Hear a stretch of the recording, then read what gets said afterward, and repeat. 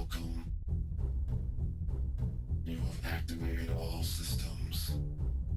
Deactivation is not an option.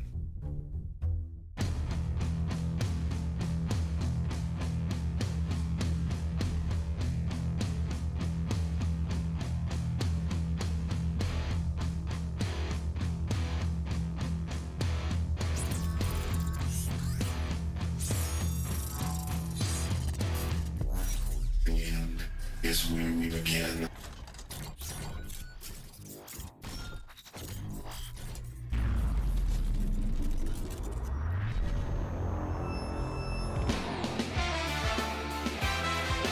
George is going to fake it to Hooks. He's going to roll out to his right. Misses a tackle, puts it deep. Oh, look at this. And complete to number 25.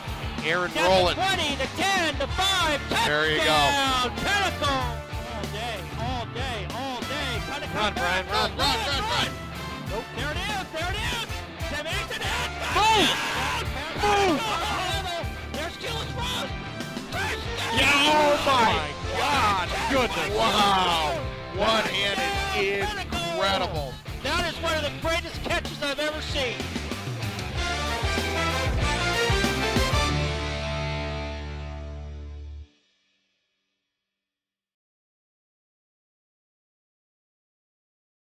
Anything from No, not yet.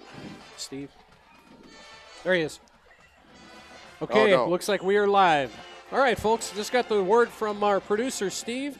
Welcome to Pinnacle Football Week 4. Todd Dixon along with Tim Storrs, and tonight we have Rich Piper, who's going to be out in the crowd trying something new for the Pioneers. Tim, how you doing tonight? Very good, Todd. And yeah, we're gonna cut Rich loose into the stands.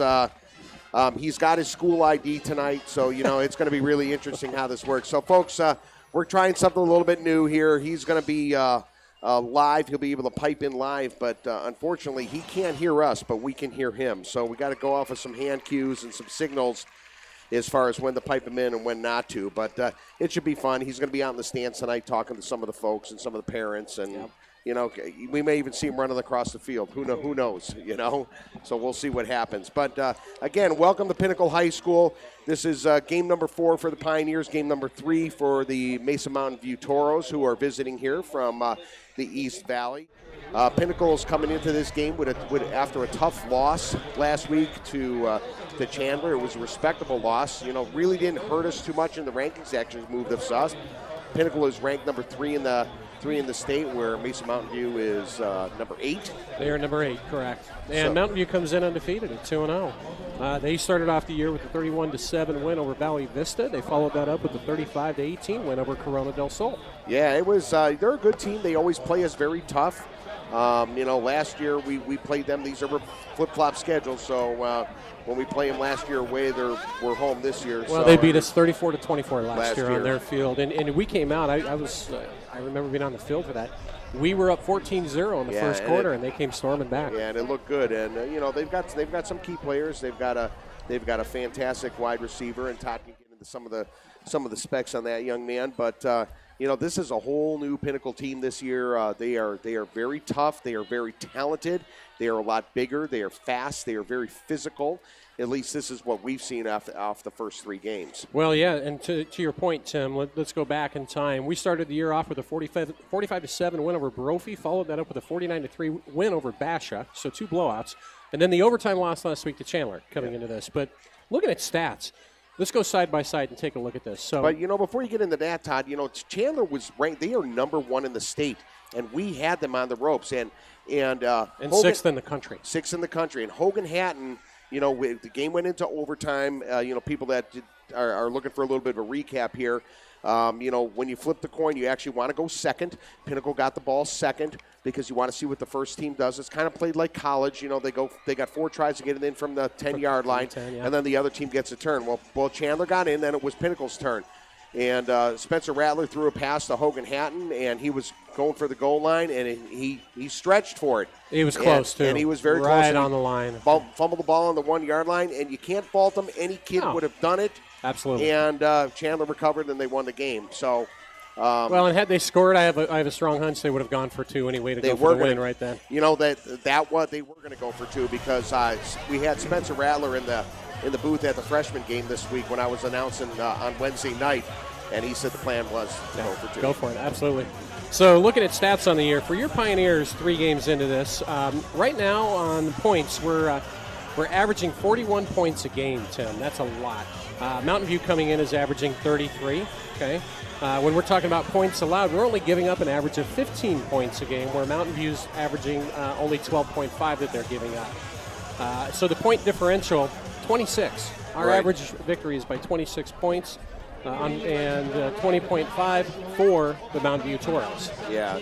You know, again, this is going to be a tough game. I really see. I'm going to make a prediction and see Pinnacle victorious here. You know, I mean, like I said, this is on paper we should. Yeah, this is a whole different team this year than it was last year. So you continue on the stout side. How about this? Passing yards, we're averaging 281 yards per game. The Toros come in with 168 on the ground. We're averaging 205 yards rushing per game. So you combine those two up, folks. That's a lot. A lot of yards your offense is putting out for the Pioneers. And you know what? We've got a couple of talented running backs. You know, Caleb Covington, number 1, and then you've got Alec Juntonen. That he came in a little bit at the Chandler game, and he made a difference. And you know, they contrast each other really well. Where Covington is more of a slasher cut, you know. Yeah, he's got some moves. Fast, very fast. Juntonen is very powerful. Yeah, and he finds the hole and he hits it quick. He hits it and he waits for it. So you know, coming in again, and so the Toros, they're getting most of their yards on the ground. But the biggest person we have to stop tonight, and he hurt us last year when we played, and that's the receiver that they have, and his number 13, and his name is Dinwiddle. It's Jacoby Dinwiddle from Mesa Mountain View. He's got offers out from Arizona State, Arizona, Washington State, and Michigan State. So our defense, that's going to be the biggest challenge because he is by far their biggest weapon.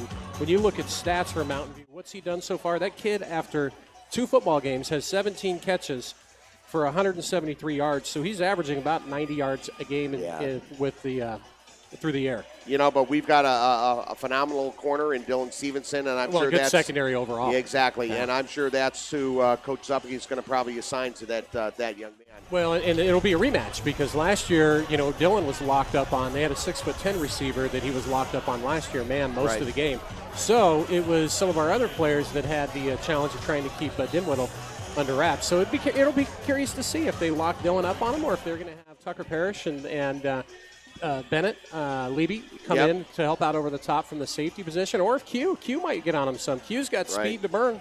And, you know, you talk about Tucker Parrish. He's number 18 for the Pioneers. You know, what a physical player. This kid's out there, and he is a whole new animal once he's on the football He's always field. been tough. He's always been a hitter. He's a great safety. He's fun to watch. Perfect position for that young man. Well, with Tucker, second leading tackler on the year for the Pioneers, 19 at this point in time. Leading tackler, how about Thans Dixon with 31? Yeah. You know, 31 tackles so far. Thans is funny. He was in the booth on Wednesday at the freshman game and just talking to him. He's another young man. He just can't wait to get out there. So we saw him up and coming a little bit last year, and now he's just kind of really come into his own. Well, and that defense for Pinnacle, you know, it's in years past we've given up some points in the yards. This year, they're tough. Yeah, they are. I mean, they really are. And it starts with that secondary that we just talked about. You know, then you get to the linebacking core. You've got Bogle, who is number 8 and is a good middle linebacker. You'll see Hogan Hatton coming in there and playing some middle linebacker. Kyle Character, number 44, he comes in and he plays too as well. Big physical player, you know. So there's some meat there in the secondary for the Pioneers defense, you know. And these guys are not afraid to come up the line. We've seen Bogle and we've seen Thans just chase down these quarterbacks. Yep, and on the trenches, how about Lucas Jarvis, number 71?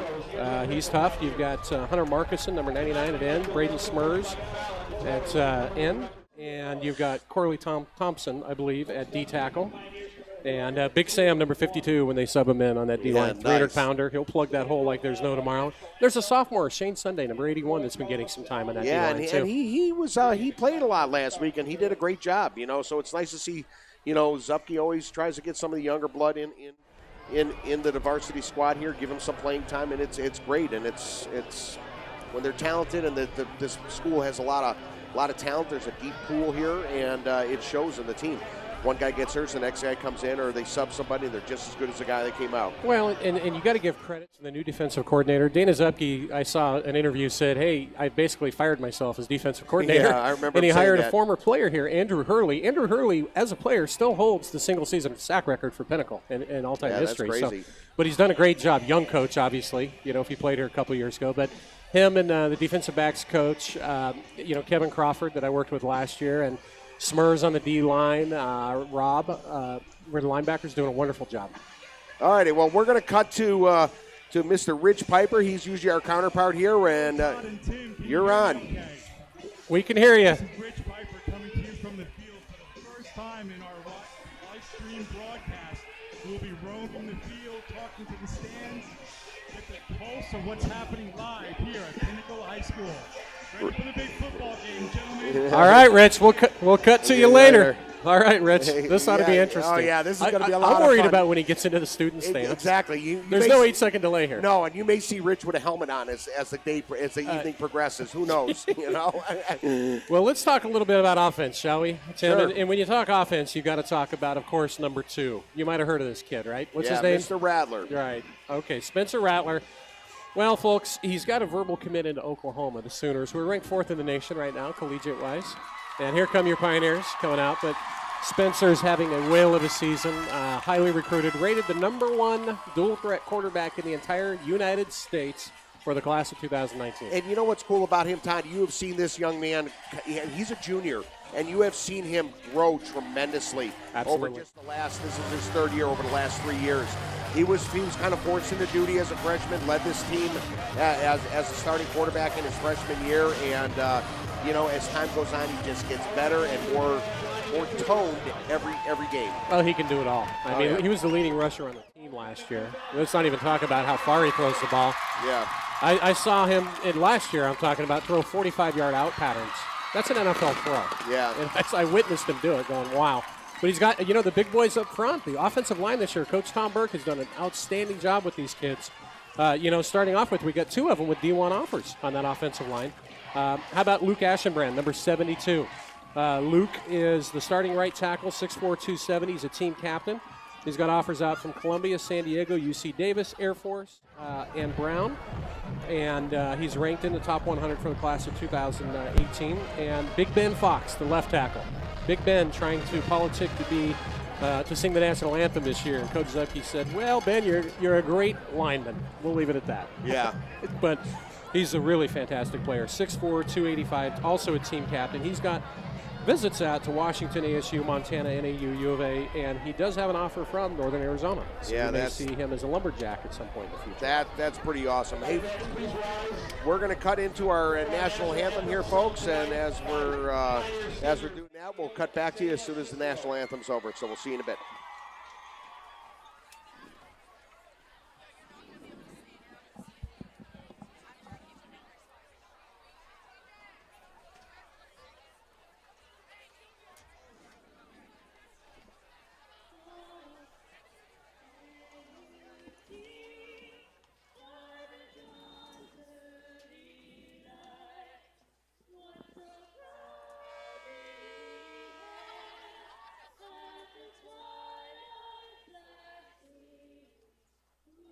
Stripes and bright stars through the perilous fight.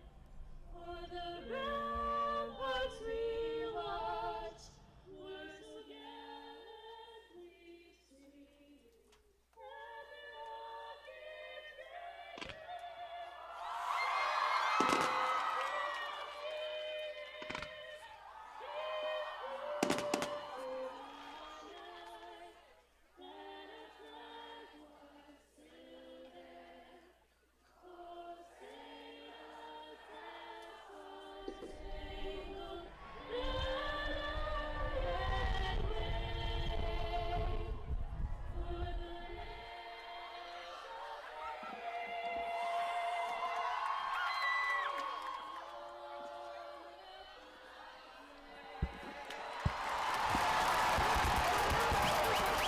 Well, that's pretty awesome. They always do a great job here when they're singing. The other thing is tonight is homecoming. It is homecoming. It's Yeah. neon theme night. I've got my Neon theme. freshman daughter down here, neon green, and the whole stands is packed with neon. A lot of fun. So it'll be a lot of fun here tonight, folks. Hey, folks, when we're getting ready to, we'll do this right now. We're going to call out our captains for tonight. Captains for tonight for the Pioneers are number 7, which is Parker Red, number 2, which is Spencer Rattler, number 28, which is Dylan Stevenson, and Luke Verbalitis, number 55. The center. Luke's another great I'm going to offensive see if we can lineman. get the captains for the Toros there. Got to look for the numbers. 52 to start with, Tim. That would be, let's see, that's Tate Mosier. Yep. And trying to catch the other one's number 4, I believe. Is that Kevin Ryan, their kicker? I think it is, yeah. So Okay. Kevin Ryan, their kicker. I can't see the numbers because they're being blocked. Yep, they're hiding us. 3 of their better players are number 11, 12, and 13. That's your quarterback, that's your running back, and your wide receiver, Dinwiddle. So, see if we can catch that here, Tim. So 52. And number 8 is one of their captains. That is Tate Allen. He's a senior for the Toros. And number 88 is the 4th one that we missed. And that is Colton Frost for the Toros. All righty. Folks, want to talk real quick about our championship level sponsor, which is Chick-fil-A. Chick-fil-A is proud to be a 2017 championship sponsor and providing generous support to Pinnacle football program throughout the season. There's a new way to please the crowd. Chick-fil-A at Paradise Valley, located at 12031 North Tatum in Phoenix. Tatum and Cactus. Stop by and let them know you're a Pinnacle fan. If they didn't invent the chicken, they just the sandwich. So eat more chicken. Visit chickfila.com for more details. Well, here we go. Looks like we've got the kickoff. Are we kicking or returning here, Tim? I didn't catch it. We're gonna receive. Okay. Well, on the year for your special teams this year, by the way, Pinnacle fans, has actually been pretty special. They've done a fantastic job. And tonight, you've got back deep, that's number 23, Q, which is, we call him Q. He's Quentin Powell. Ran the 4th fastest 40 time in California. We were joking last week, Tim. He's got like Superman in a phone booth. He's fast. Good speed. I think that's pretty awesome, Todd. You know, I mean, these kids, they're out here playing as a team, and they're here to play. Well, and back deep with him, I believe that's Dylan Stevenson, number 28, 3-year starter on defense. Also a good returner. Spent some time on offense last year, and he's done well on returns. So Dylan and Q. Yeah, that is Dylan and Q back there. In the up back position, you have Thans Dixon and number 4 on the screen, folks. And I'm not trying to catch that second number on the other side. We'll get back to that. But they've done fairly well this year so far on kick returns. In fact, the long of the year was actually by Covington. He's not back in there right now. So to kick off for your Toros, here we go. That's number 4, Mountain View's kicker, and that is Kevin Ryan. And we're underway, folks. Kicks down. Dylan's going to take it at about the 1-yard line. He's got room up to the 10, to the 15. He's got a little bit of room to the 20, cuts upfield, gets good yardage up to the 25-yard line. And that tackle was made by number 5, John Crum, for the Toros. Good return. Anytime you can get an extra 5 yards out of the end zone, why not? We'll take it all day. And out comes the Pinnacle offense, anchored by Spencer Rattler. You've got a dual running threat in Caleb Covington and Juntonen that'll be in there. Receivers, you've got the Hatton twins, who are both leading receivers. Number 88 is Aiden Hatton, leading the team. 42 is his twin brother, and he'll be in at the tight end. Split left, we have Parker Red, and to the right, we have number 22 for the Pioneers. That's Jack Jepson. So Spencer in the gun. We're going to have motion left by Covington. Empty set. Spencer's going to go back, survey the field. Good blocking and time up front. Spencer unloads. He's going deep right away. He's got Covington down there, throws into coverage. That might be an interception. And it is. So first play of the game is picked off by Tate Allen, number 8. I mean, Spencer put all that on it. You know, Covington had to slow up a little bit to catch up. It was a 50-yard pass in the air. Yeah. And it's just a good play by the defensive back. You know, Caleb had a step, but a little bit of a delayed throw. So, you know what? I can't really say this hurts them because Pinnacle, it's one play. Pinnacle usually likes to come out on defense. All right, so you got Spencer's arm warmed up, huh? How about that, Todd? You got Spencer's arm warmed there you up, go. and here come the Pioneers on defense. Maybe that's what they wanted to do in the first place.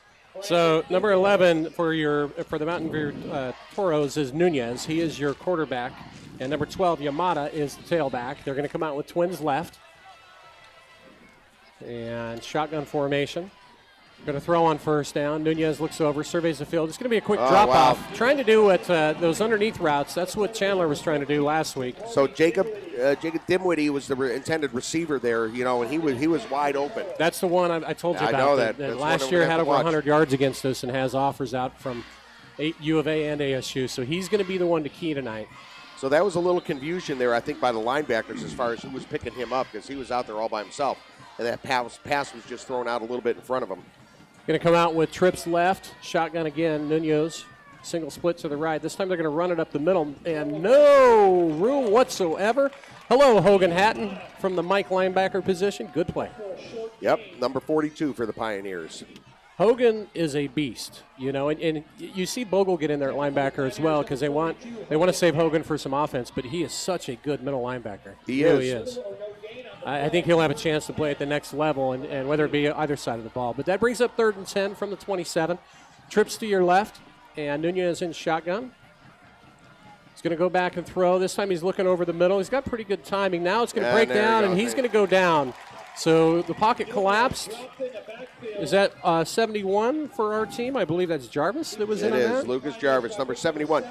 And you know what? That was great because, you know, he had nowhere to go. Right. You know, that's great. That's a good stand by the defensive line for the Pioneers, so that's going to bring up a 4th and long. Again, that long pass, no harm. I totally agree.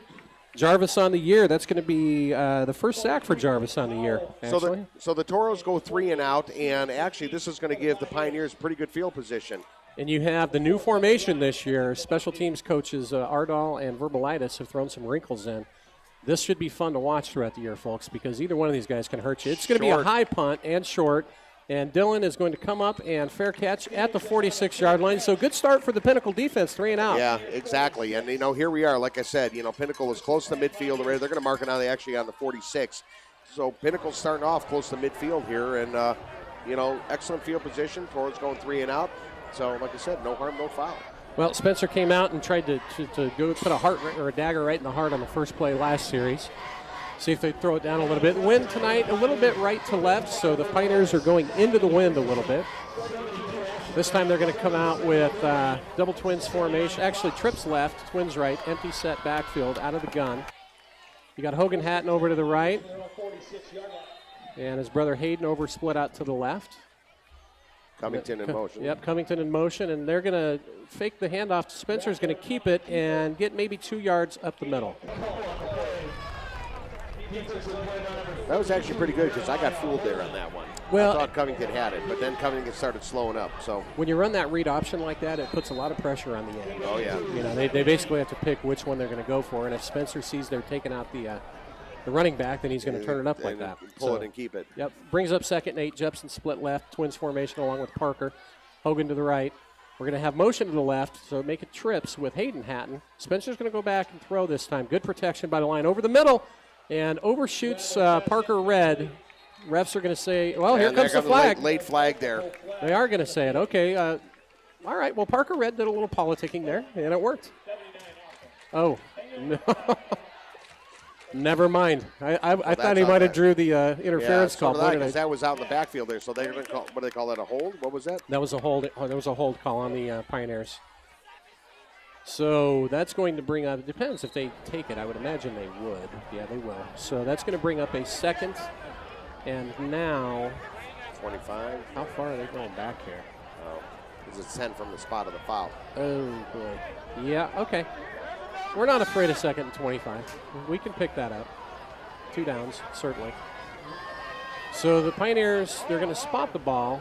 Okay, never mind. They're going to spot the ball at 5, 10, 15, 20. Well, So now they're waving a flag off over there. Well, maybe he's inadvertent. they are going to move it back, Tim. So referees are trying to get control of this. We're all the way back at our own 27-yard line. We have to get to the opponent's 44. So 2nd, and we'll call it 27 maybe, 26.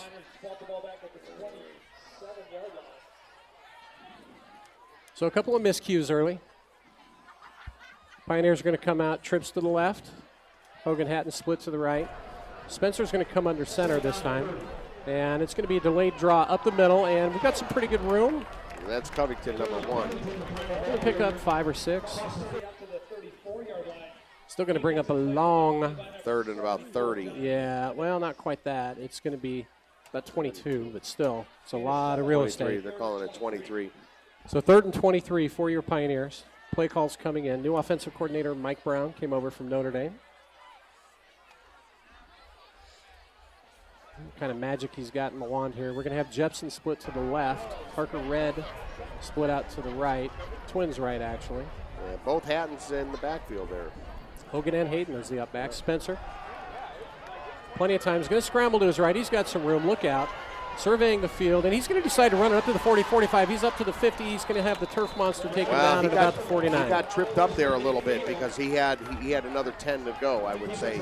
The old turf monster. Once in yeah. a while that happens. So that's going to bring up 4th and 6, and I'll be curious to see. Yep, Spencer's going to stay in. Did you see that 60-yard punt he had last week at the end of the 4th quarter? Spencer's actually the leading punter. So, not having a student here this year, I'm not here at during the practices watching him so much. I wonder if actually Spencer is practicing his punts. I would imagine so, I would especially think so. this formation really gives you fits because he's going to look to pass first. Now he's going to kick it, buys a little bit of time. Fair catch being called by the Toros, and it's down at the 11-yard line. That was yeah, Bennett Levy, number 5, was right on top of him.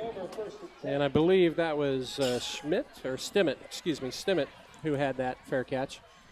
So 8:09 left in the first quarter. We're still scoreless. Yeah, we got a little seesaw going back and forth here. Mountain View's always played Pinnacle tough. I mean, the games have always been pretty good, year in and year out. All righty, so Rich is on the 30-yard line. He's going to text me, so that's going to kind of be our cue. Hang on a second. I'm going to answer him back here real quick, Todd. Yes. Sure.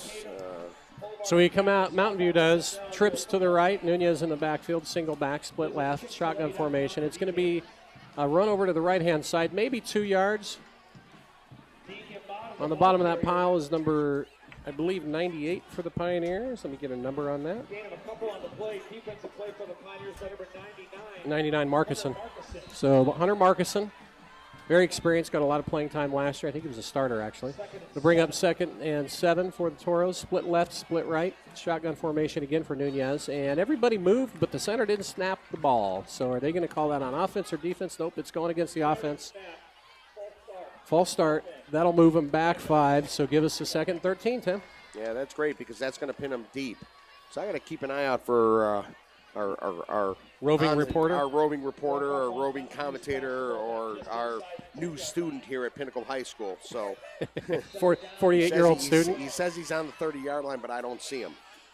So here we are, shotgun formation, double twins, and it's going to be a quick throw over to the right-hand side. Good coverage by Q. They were trying to go to their weapon, number 13, Dinwiddle. And that was just some miscommunication right there. Some miscommunication. He wasn't even turned around looking for that ball yet. I like how Q played that, though. Yeah, no, it was great. Yeah. He's not real tall, but he's quick and he plays big. So on 3rd down, they're going to go back. This time they're going to dial it up deep, and the pass is just over the outstretched hands of number 88 for the Mountain View Toros. Colton Frost, number 88. So Frost on the year, another weapon that they have. And you got Levy on the coverage there, number 5. So it's going to bring up a 4th and long. Pinnacle's going to get the ball back here again. Should be with excellent field position. Well, out of their own end zone especially. That's going to be nice because we're going to break a couple of these this year. If we have a chance to return some of these, when you got Stevenson and Q back there, we're going to get a couple of these, I guarantee it. Oh, we got us a monitor. Very nice. Evan Maxey coming up to help us with our TV. Thank you, Evan.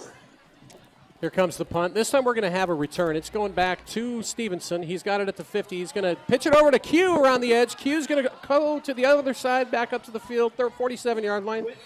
Looked good on paper. We didn't get a lot of yards out of that. No, like I said, look, we're into Mountain View territory. That's all that matters. So we're across the 50.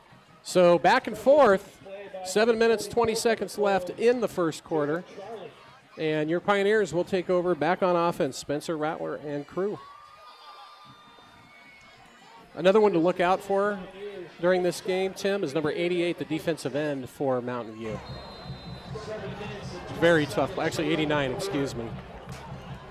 He's rated one of the top DNs for the Toros. Actually, in the state, he's one of the top DNs in the state, from what they tell me. So on your bottom side of the screen, that offensive line is going to have a challenge tonight. Spencer's going to come out, twins right, under center, quick throw, pass. and it's complete. Good yardage, first down yardage, actually. Is that the Hatton? Yep, Hogan Hatton, big body, 230-pound Hogan, showing off his hands, and good quick throw. Enough for a first down. Yeah, get things kind of untracked and started for the Pioneers. So we'll have 1st and 10 from the 36 of Mountain View. Come out with Parker Red and Hayden Hatton split to the right, Jack Jepson in the right slot, so that'll be a trips look. And Hogan Hatton going to line up at the tight end on the left. Spencer under center. Jepson in motion. Handoff up the middle to Covington. Jukes jives and drives his legs up for 9 yards. Yeah, exactly. Gain of 9 yards. That's given us excellent field position. You know, this is within Beach's range, too. So, I mean, we should come out of here with at least 3. Let's get 6 out on the board first to start, and that'll be awesome. Credit that offensive line for really coming off strong to start things off. So we're getting our monitor. It's going to be 2nd and 1 for your Pioneers. You've got Aaron Pico, number 77, in playing offense on the line for the Pioneers. And Spencer's going to roll to his right. Hits Jepson, and it's there. So 22. So that's going to move the chains for the Pioneers and give them a first down. And we're definitely getting within striking distance here. So first down for your Pioneers.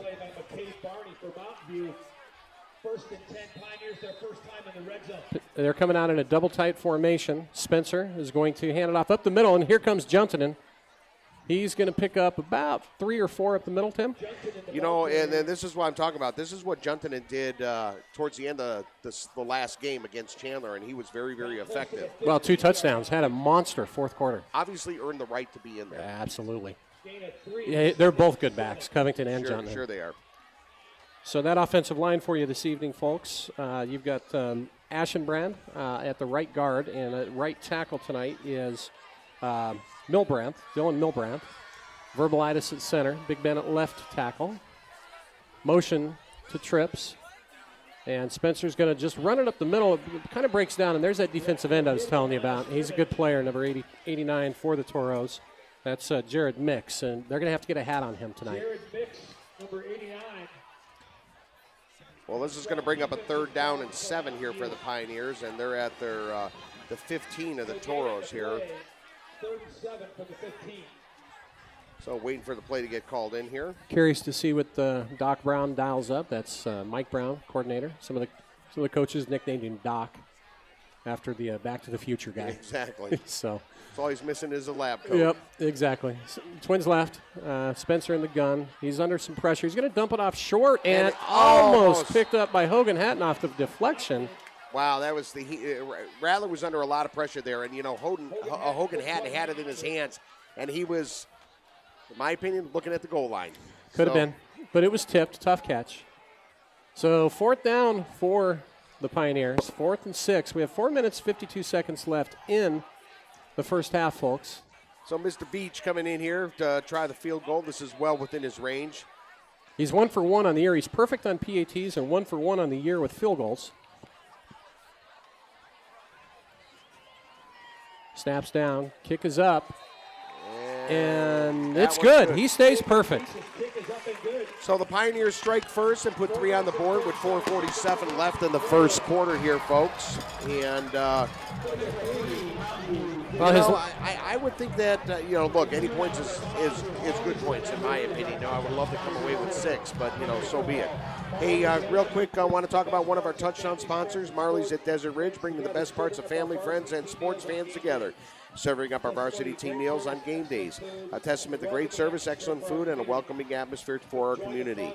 Go to the Marley's brand wouldn't be much without their loyal guests. This is the place to go after the Friday night varsity games. Come join the fun and catch the highlights on Friday Night Fever with the Pioneer fans. Visit Marley's website at marleys.com for more details. So we're going to be kicking deep on the kickoffs. Something to be careful of. Do they have... let's see, they have a couple of deep guys. They've ran one back this year, 55 yards.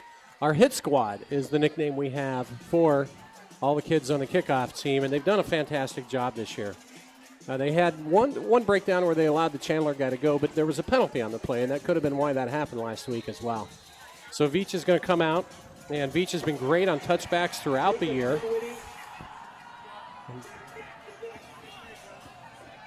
And here comes Veach, kicking from the 40.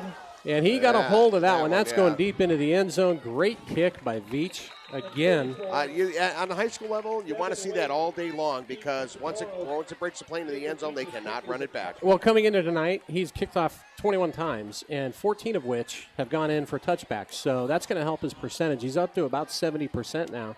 That's pretty good at the high school level. It certainly is a weapon, and it helps out your team because if you can get him at the 20, like you mentioned, Tim, it's perfect. So we've got dual cameras that are going to. We've got our monitor up there, dual cameras on the screen. So I would imagine we're going to be able to see Rich down on the perfect. field. Rich, right. I know you're up here. No cartwheels or anything like that. Make sure you got your school ID badge on, your lanyard, and all that kind of stuff. You know. Here comes Mountain View. It's going to be a fake, and he's going to try to run it over the right-hand side. He's going to pick up about 3 yards. That time, they put Dinwiddie, their weapon as a receiver, back in I guess a wildcat formation for option.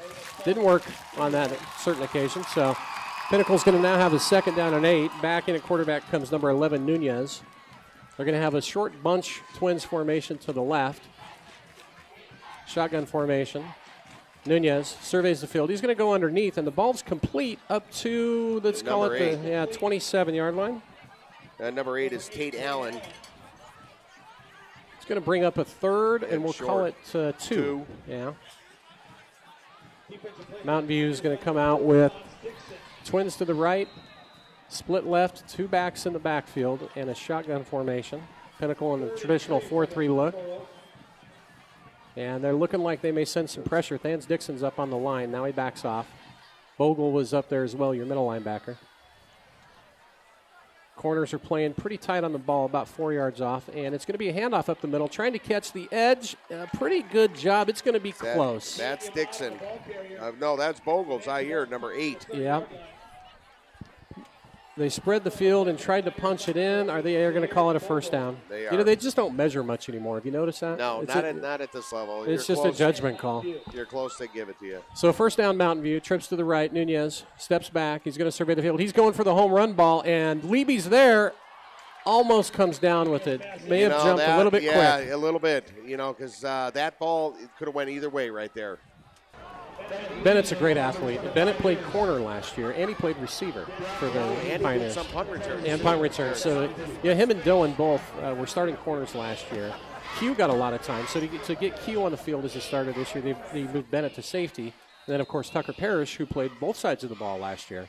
So it's a very experienced secondary for the Pioneers. Brings up 2nd and 10. Trips to the right. Split left. Nunez is going to roll to the right.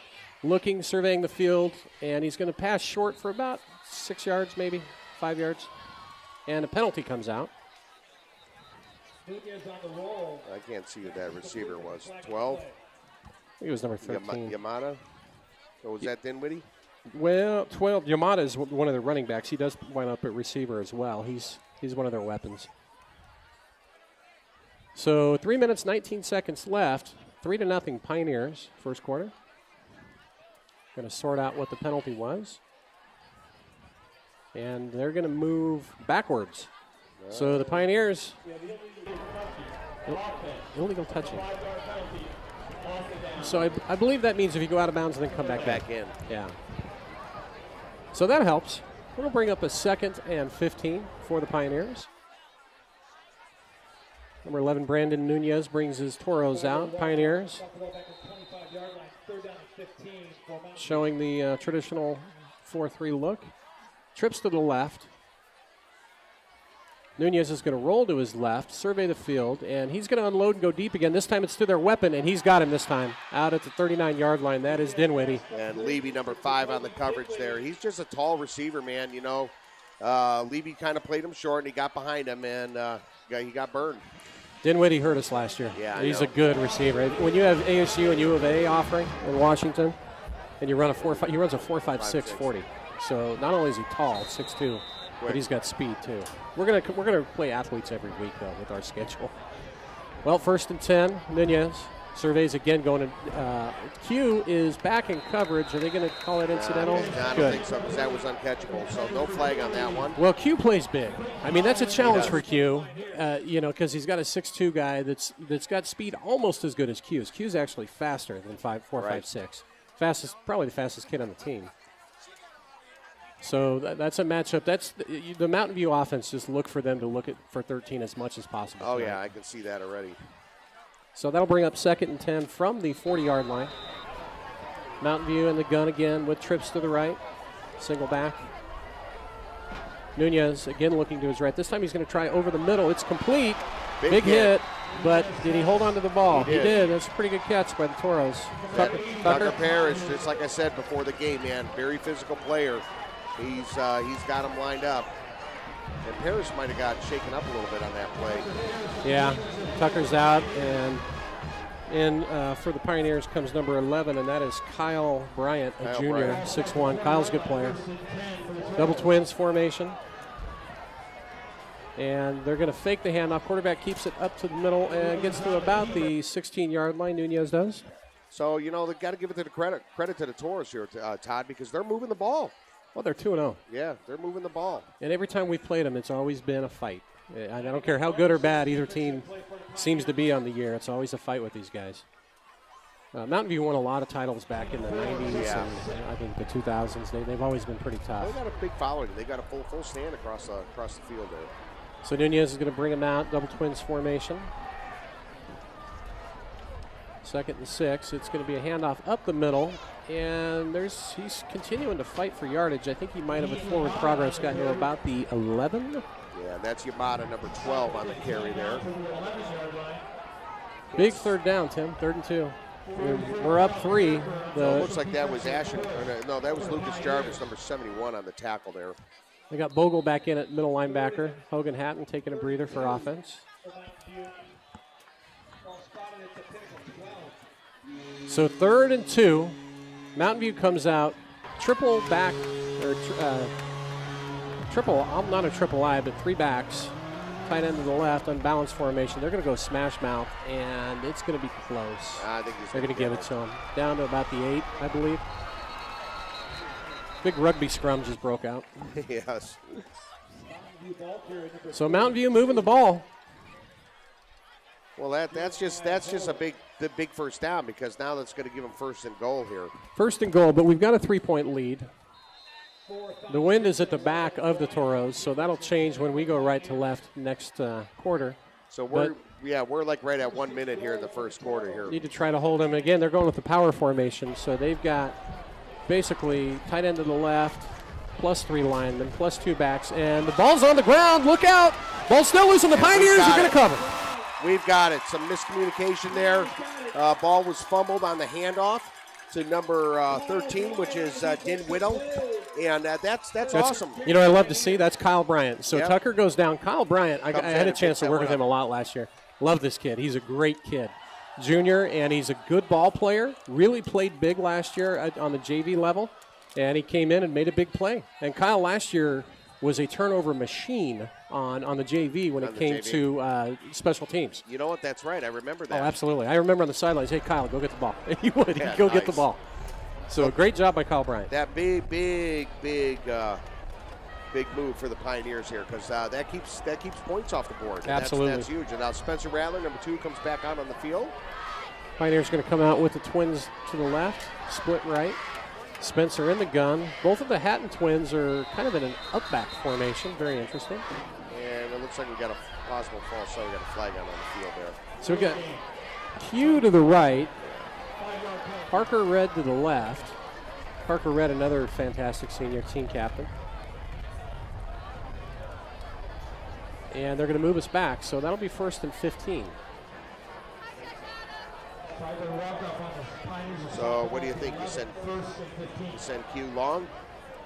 Probably underneath route. Spencer surveys. He's going to buy a little bit of time.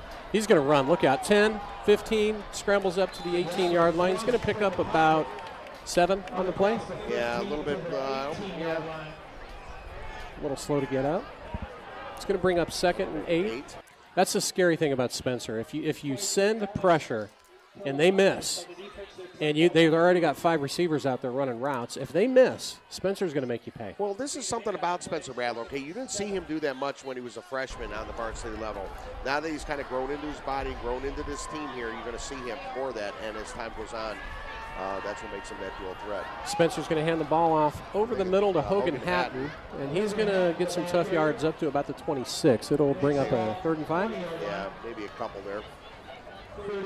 11 seconds and counting in the first quarter, so we've probably seen our last snap of the 3rd quarter. Low-scoring ball game, folks. 3-0, your Pioneers. As we switch, and now we will have the wind at our back with a very important 3rd and 5 when the second quarter starts.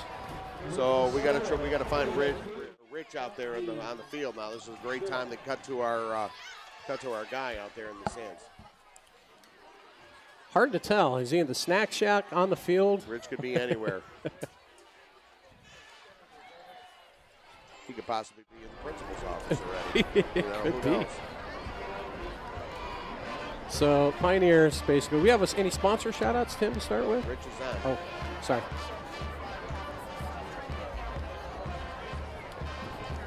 Hi, Todd and Tim, can you hear me? This is Rich roving down by the 20-yard line. We've got you, Rich. Hey, Pinnacle fans watching by the live stream. I've got some alumni with me. You got a camera on me? Got behind me? Some freshmen in college, I guess we call them now. Know your names, you all look familiar. What's your assessment of the first quarter so far? They need to play harder. Sure. They're getting beat out on the line there. Seth, what do you got, Seth?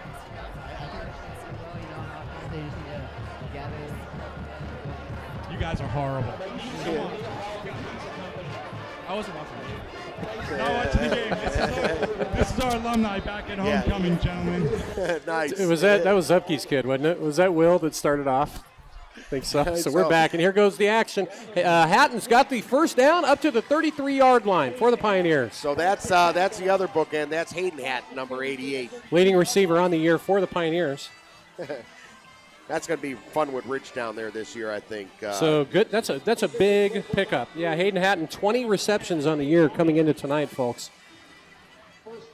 So we're going to have twins to the left, 2 up backs with the Hatton twins again. This time Covington in motion. And it's going to be a fake to Covington, and Spencer's now going to throw it over to him in the flats. He's at the 30, makes a nice jump cut move up to the 39-yard line.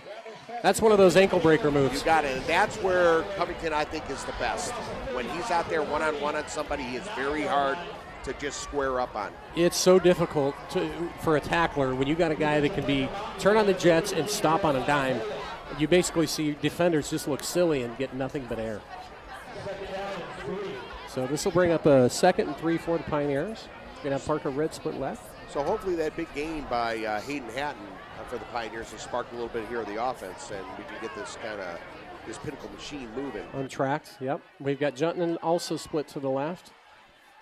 Hatton twins in the up back position. And it's going to be a pass over to Hayden Hatton, and he's up to midfield. Another first down to the 48-yard line. So he gets that into Toros territory.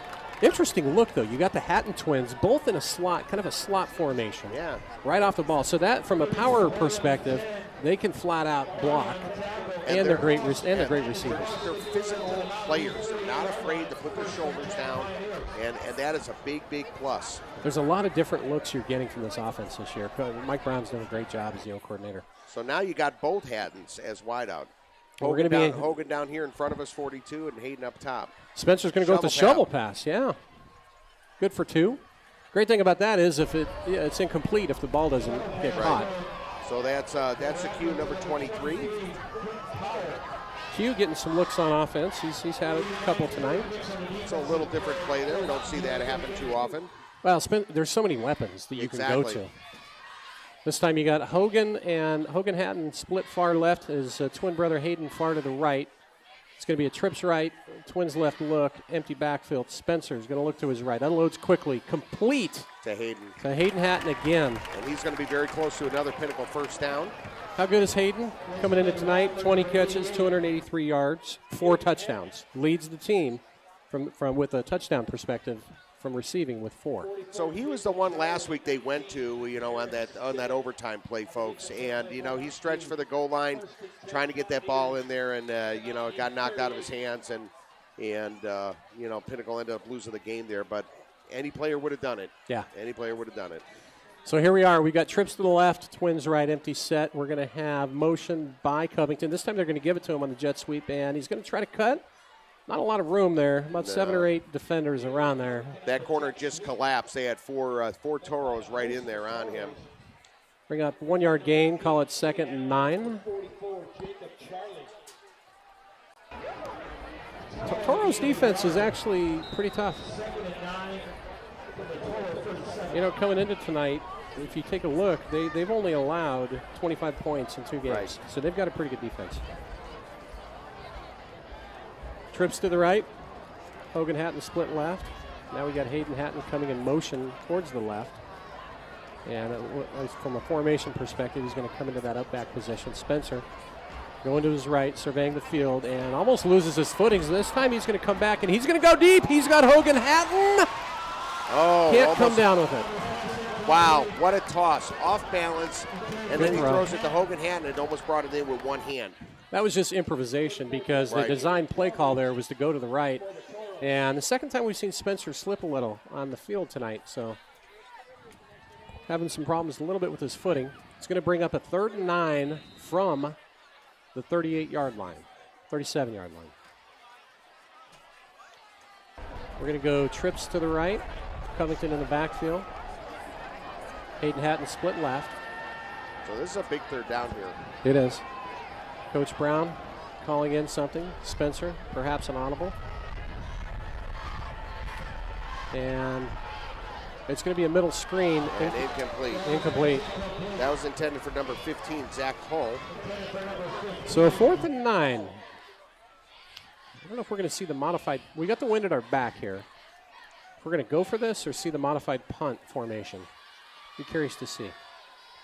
That modified punt formation that they have this year, it's been about 50-50 from how many times they've kicked or they've gone for it. This is where it's dangerous because they've got Rattler in there as a punter. Well, And it's offense, yeah. Yeah, and he does well, but he can also kick it too. He can. They're going to keep just the regular roll out. So Twins right, Spencer surveying the field. He's in a little bit of trouble. He's going to throw it down, and what a catch by Hayden Hatton! Oh my goodness! What a catch by Hayden! One-hander. One-handed, off balance, off the back of his shoulder, and pulls that thing in. That kid's got hands like glue. Oh, that's not just a little bit of stickum. That's the whole jar. What a Awesome. catch! So 1st down yardage. Great job, Hayden. That Rattler and Hayden Hatton have been playing football since the 6th grade. 6th grade. So. Spencer rolling, and the ball's complete. Good job. I think that's Q on the catch. Quentin Powell. Yeah, so gain him about 8. Q's just a good weapon to have. Oh, yeah. So fast. Quick and fast, both. So 8 minutes, 7 seconds and counting. We're up 3-0, but we're driving. That's in the 2nd quarter, folks. Spencer under center. It's going to be a handoff up the middle, and good run by Covington. He's going to pick up about 6 or 7. So that's going to bring up a 1st and goal for the Pioneers. It's something about these kids named Q. A few years ago, we had Q-less Rose. He was a burner, man. A great wide receiver, lightning fast, and we've got another Q that's in the same type of situation. Now look at this. Look who's checking into offense. Number 4, Thans Dixon. One of the best athletes on the team, but he's checking in to offense now. Haven't seen this all year. It's a triple back look with Covington, Dixon, and it's going to get to Thans Dixon, and he's going to get up to, with the rugby scrum, about maybe the 3-4 yard line. Awesome, because he's a physical player. Great athlete. Yep. Yeah, great athlete. So that just shows the versatility in this Pinnacle team. You got a guy that plays defense, so he's a linebacker, an outside leading linebacker. tackler on the team, yeah. Yeah, he plays middle linebacker. They throw him in as a running back. He's in there as a blocker. A lot of versatility here, folks, and they keep him in. Same look. It's a triple pro formation. Not sure what to call that. Now you got Covington that's going to go in motion to the right. Spencer's going to fake the handoff. He's in trouble, gets out of it, throws the ball a little bit low, incomplete. Bring up 3rd and goal. That was Hayden Hatton was the intended receiver there. I'm seeing plays I haven't seen throughout the first three weeks of the season, so they just keep coming. And guys in different positions. So absolutely, different kids, different looks. That keeps us on our toes. Coach Doc Brown's going to make you think, man. So 3rd and goal from the 3. This time we're going to have Parker split to the right, along with Jepson. To the left is Hogan Hatton. Spencer in the gun. We're going to motion to the right with Hayden Hatton, make it trips. And Spencer is going to just kind of, what's he going to do? He's going to throw it high, but it's out of bounds. I thought he was going to run that. So did I. He had a nice hole there. There's no question about it. He could have got it in there. So coming up with a 4th down here, and you're going to see Veach come in here for a field goal attempt. So that'll extend the lead to 6-0. Veach can come through on this. Defensive battle, gentlemen. Yeah, and surprisingly very low scoring game. You know, like you said, all defense here.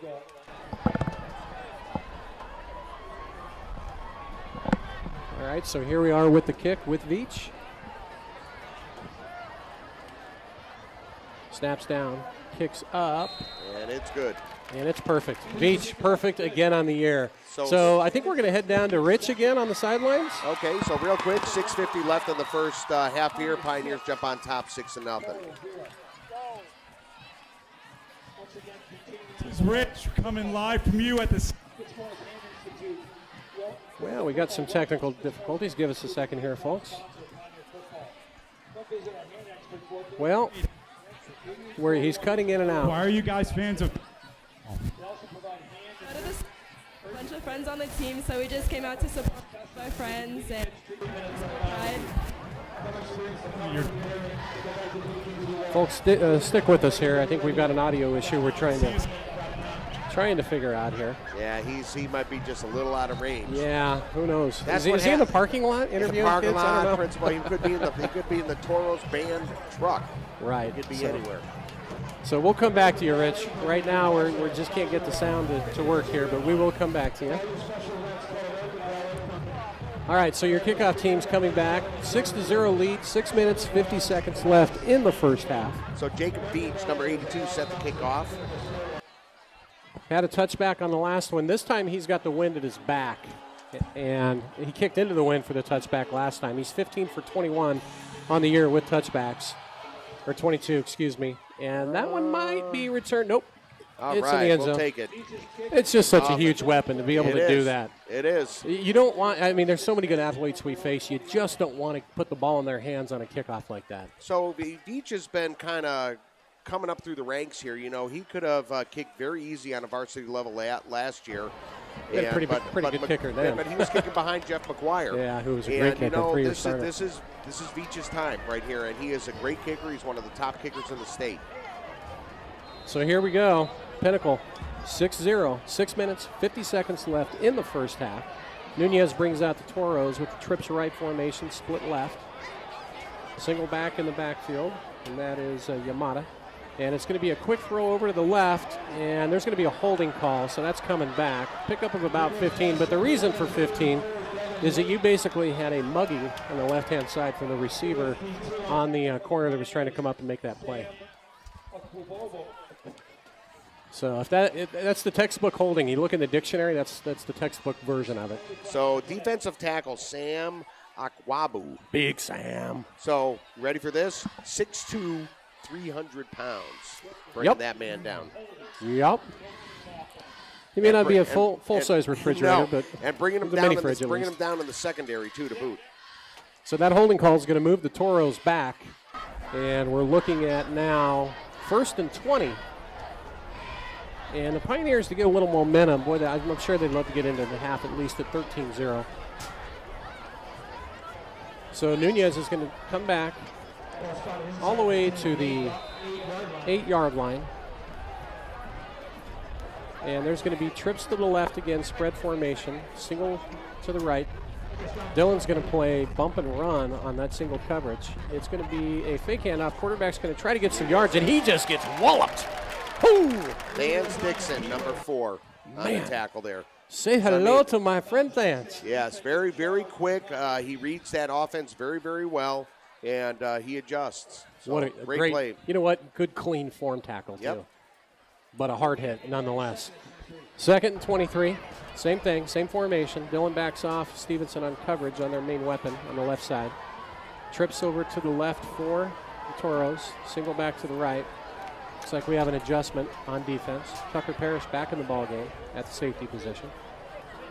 Nunez is going to look to his left, and he's going to Quick pass. unload, and that might be an interception. It is. Look out. Into the 15, to the 10, and down at the 10-yard line. Who got that? I think it's Cole. Is that number 12? Cole trying to Winslow? see. I can't see that number. Let me see. 18 Tucker Parrish. Parrish, attaboy Tuck. Attaboy Tuck went out, got hurt last series, a little bit banged up, and came back in. So now we got 2 turnovers because his buddy Kyle Bryan, who backs him up, when he came into relief, Tucker got the fumble. Right. Now Tucker with both it. both by the Pinnacle safeties. This is great. Now the Pioneers got a short, very, very short field. They're in the red zone here. We've got 5:55 left in the first half here, and game of mistakes sometimes. And Coming into tonight, we were -4 on the turnover ratio, giving it away 8 and had taken it away 4. Now we've tacked on 2, so we're chipping away at that number to try to get into positive territory. I just want to see some momentum here and for the Pioneers to punch one in. So here we go. Covington up the middle. He's got a little bit of room. Makes that jump cut. Gets down to the 5-yard line. So shifty, Caleb Covington. Good move. Good blocking up front. Big boys up front are doing their job. Bring up a second, and we'll call it 3 from the 5-yard line. Jepson split to the right. We've got Covington and Parker Red to the left, and the Hatton twins in the backfield. And it's going to be one of the big Hatton twins up the middle. Did he get into the end zone? I don't think so. I think he's right down at the 1. But Big Hogan. That's going to be a 1st and 10. Or 1st and goal, I should say. Excuse me. You know, with the twins, you got Hogan at 230 and Hayden, I think, at like 215, 220. Yeah, That's how you beasts. thell them apart. Beast. Well, you got you got big boy and bigger boy. They come up and sit with me at the JV or the freshman game sometimes. It's hard. They sound the same. They look the same. Everything, I'm like, wow. Without the numbers on, I it's asked hard him, to I go, tell. you guys got this? Any of you guys got in the same class? He goes, yeah, this is the first time ever.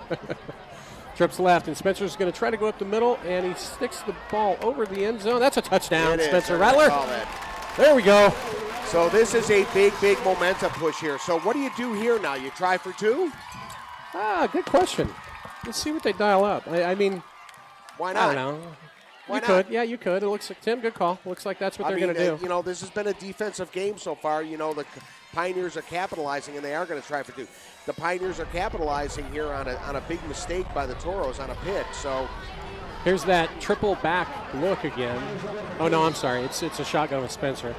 So twins left, and we're going to have motion to trips from Hayden Hatton. Spencer is going to take a look, a little bit of pressure, throws it up.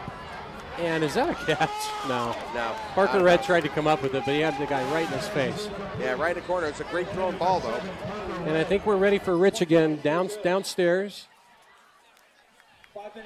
Possibly. Rich, are you there?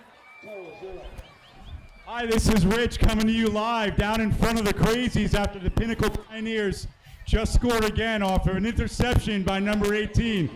I got Matt here. Who's the president? Say hello, Matt. It's Walt, but hello. I just wanted to say I'm very proud of this group of students for coming together, come out of this football game, and I couldn't do any of it without my coach, Sam Bell. Whatever. Hi, I am Sam Bell. I would like to say I'm also very proud, and we couldn't do it without all the crazies helping us out. Awesome. Rich out. All right, Rich, thank you very much. That's good. We're working on the audio, folks. It's first time out here, so the sound is a little loud. So loud. I have to pull my headset off my left too. ear. He's screaming in my ear, but hey, it's all good, man. It's a lot of fun. It's like when you're at home late at night watching TV and the car commercial comes on and it blows your eardrums out compared to the normal level. All right, so here we are, 12-0, 5 minutes, 13 seconds left, first half. Pioneers kicking off. Wind at our back. So Veach is 2 for 2 on touchbacks tonight. Now we got the Crazies to our right, and these folks just get wound up full. I mean, it's great crowd, good support,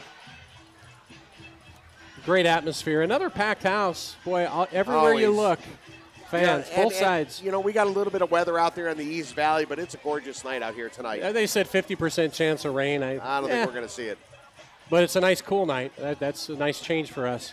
If you're somewhere else in the country, we're still dealing with 105 and 110 degree temperatures here in Phoenix. So we can't wait for it to get dark. Exactly. All right, here we go. Veach booms it, and he did boom it. Bye-bye. Yep, that's all the way down past the letters. Oh, he's got a leg. Holy cow, does that kid have a leg?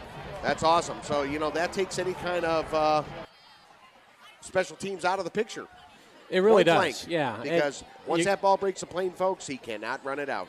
Well, and your Pioneers, the Mountain View Toros had a pretty good drive earlier, but we came up with some turnovers. Big play so far. And sponsor shout-outs, Tim? Fitzmaurice Hand Institute. Pinnacle Football welcomes Fitzmaurice Hand Institute as a proud sponsor of Pinnacle Football for 2017. Come visit the hand experts located at 8841 East Bell Road in Scottsdale. Fitzmaurice provides hand and wrist urgent care. Visit them at fitz.com for details. Okay, so here we go. Toros complete the first pass, and that's going to be a 2nd and 5 now. Yeah, Tate Allen gets about 5 on that one. Nunez heading back. They've got trips to the right again. Single back in the backfield, split left. Familiar formation, what they've been doing. Their main weapon split far to the right. Dylan Stevenson locked up on him, unmanned. And it's going to be another handoff up the middle. Pretty good job by the interior. Gain of a couple. Yep. Coming off the ground there is number 81. 89. That's Marcuson again. 99, Marcuson. Good play. Hogan in there too. Hogan back at the Mike linebacker position now after playing some offense. Back playing linebacker. Big third down. Third, and we'll call it 1.5. Toros stay in the spread. Pinnacle looking like we're going to blitz Carricker coming up on the line. And there he is. And he just misses him. Uh-oh. To the 45, 50, down to the 40, and a good open field tackle by Bennett Leby. Touchdown saving tackle. Yeah, Leby had the angle the whole way. We gambled. We sent Carricker through on a blitz. He got a hand on him, but he couldn't bring him down. He missed him. And just like that, they're driving. So 3 minutes, 58 seconds left.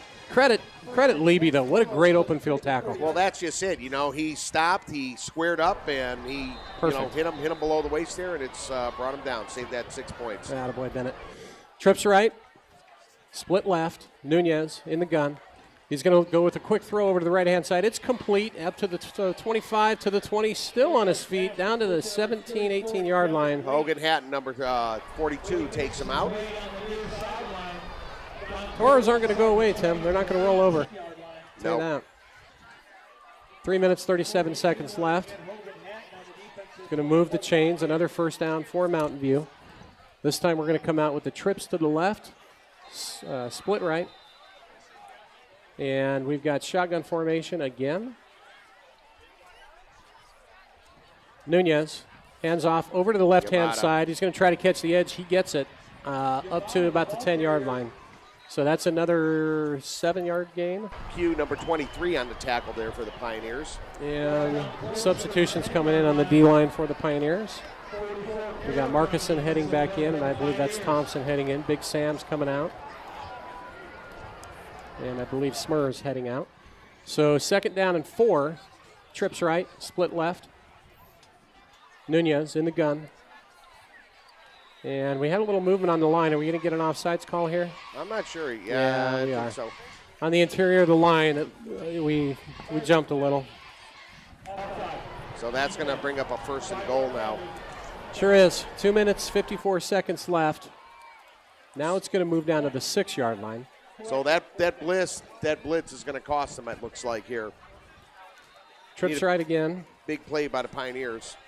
Nunez going to hand it off up the gut. And great defensive play. Maybe a yard if he's lucky. Did you see who got in that, Tim? Number 42. Hogan. When you get into the red zone and Hogan starts playing linebacker, the term downhill, and what that means, folks, if you're not familiar with the football terminology, linebackers who play downhill, it looks just like that. They are skating downhill fast when you hand that ball off, and they meet that running back right at the line, and Hogan's very good at that. 2nd and goal, double twins formation, gun.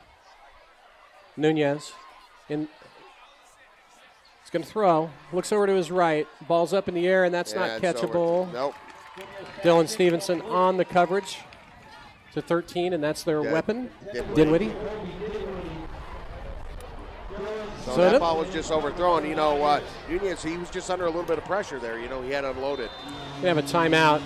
Boy, I tell you, 2 weeks in a row, Dylan's had some tough challenges. Last week he had the kid from Chandler that was so good that's going to BYU. So he's had a tough couple challenges week to week. Folks, one of our first and 10 sponsors is Arena Sports Grill. Arena is another longtime proud sponsor of Pinnacle Football, offering great food and family fun in a family-orientated neighborhood environment. From personal-sized pizzas, wings, steaks, pastas, and salad, Arenas offers something for everyone. Food, sports, games, and fun. Come enjoy your favorite college or NFL football teams on one of Arena's 20 HD TVs. While you're there, play a game of pool or darts. And hey, remember, Arena also is your local Scottsdale off-track betting bar. The proud sponsor of Pinnacle Football. 2 minutes, 14 seconds left in the first half. Pinnacle up 12-0. 3rd and goal for Mesa Mountain View. And they're going to come out with a double twins look. Quarterback Nunez, number 11, in the gun. Big third down here. Quick throw over to the right-hand side to their main weapon, and he's not going anywhere. Nowhere. They're just going to pull Great back. play. That was Carricker, number 44, and Dylan Stevenson, number 26, stepping up and going, no, sir, not today. Yep. They saw that coming. So that'll bring up 4th down. What are the Toros going to do? Are they going to try to get some points on the board with a field goal from the 7-yard line, or are they going to go for it? They're going to go for it. They're not taking the offense off. So now this becomes probably the biggest play of the first half, Tim, right here. Because if Pinnacle can hold here, they keep the goose egg on the scoreboard, and they still have some time to work with number 2 on the other side. So I think I know who they're going to toss it to here. They're going to take another timeout and think about it. There you go. They wanted to see the formation, perhaps, see how Pinnacle was going to defend this. Who knows? So Global Network Logistics, NGL, a proud sponsor of Pinnacle Football, and has over 45 years experience providing our customers with emergency shipping service 24 hours a day, 365 days a year. That's right.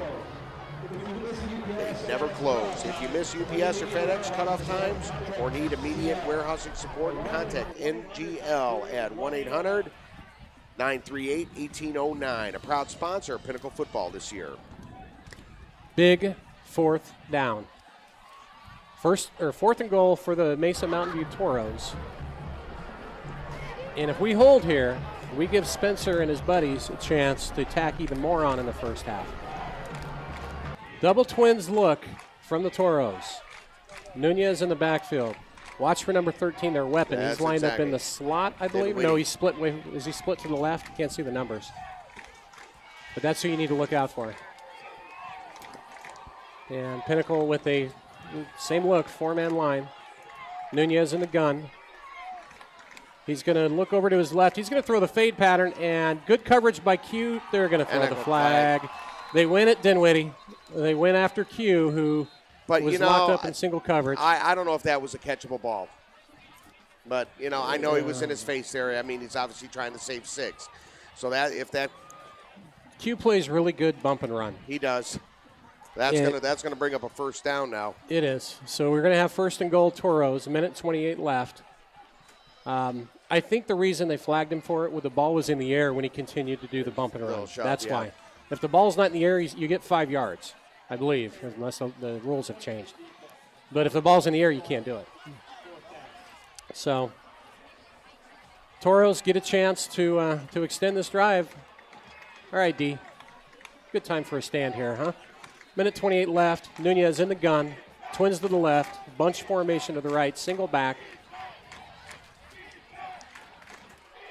Nunez is going to throw. Looks over to his left again. And through the hands of number 13, that's their weapon, Dinwiddie. Yeah, and, he had that. That was an absolute catchable ball. He just missed it. They lined Dinwiddie up all over the field to try to create matchups. So we're down to 1:24 left in the first half here. Bring up a 2nd and goal for the Pioneers. Well, we've had 2 turnovers in the first half, one of which that was down in the red zone. Be a great time to come up with number 3. And it looks like we have a timeout on the field. Yep. This time it might be a second one on the Toros. Believe so, yes. So 4-yard line, 1:24 left. Our Team Campton sponsor. Oh, wait a minute. Are they coming back out? What did they call here? We're on offense. How did that happen? What did I miss? Did they replay that 4th down? Folks, I apologize if we missed that somehow. They must have replayed that 4th down and not called that flag. I didn't catch that, guys. So it was pass interference. They didn't give him the first down. They just gave him the yardage. Okay. That's on me, folks. I'm thinking NFL rules here. All right, so the Pioneers going to run the ball up the gut for a 2-yard gain. In the NFL, you get an automatic first down with a pass interference. High school ball, it's just yardage, and they weren't close enough to get the first down on that. Obviously, and because that was half the distance of the goal line from the – wow. Okay, our mistake I think there, we folks. got it, for football knowledge, I think we just got an F on that one. Yes, that's all good. So, sorry, folks. We'll blame it on Rich. Yeah, Rich, it's all your fault, by the way. So, all right, so here we are, Spencer. We've got Twins to the right. We're going to motion in, and it's going to be another handoff up the middle. They're going to stop the action for legal motion, maybe. Oh, delay a game? Was that delay a delay game? Interesting. So not taking any risks with only 49 seconds left, and on our side of the field. Oh, offsides defense. Okay, we'll take that. All right, that's going to get us a little bit out of the danger territory. So, the thing is, folks, is that high school has their set of rules. College has their set of rules, and then the NFL has their set of rules. And, I think on the high school level, it's more towards a college type, I would guess, say, rule book, I would think, Todd. I think so. But there are a few differences, too. So they just stopped the action again. This time I'm curious to see, was it movement on the offense? Or did they blow it dead before the snap? Got some lightning off in the distance, folks, so we may get some weather for the second half. Another 5 yards. So illegal substitution is the call against the Toros defense. Well, Tim, if you can not take any time off the clock and get 5 yards at a clip, that's one way to get down and try to get some yardage. So that's going to bring up a first and 10, 49 seconds left in the first half here. All right, so here's our squad's right. Look out. This is an interesting formation that they do. Both Hattons on both ends of the field. Spencer's going to look over to his left, and he's going to roll to his right. He's going to buy some time. He's going to heave it down the field. He's got a receiver. Nope, it's picked off. He had Dylan Stevenson down the middle. Yeah. Or is that Jepson? Yeah, no, that is Jepson.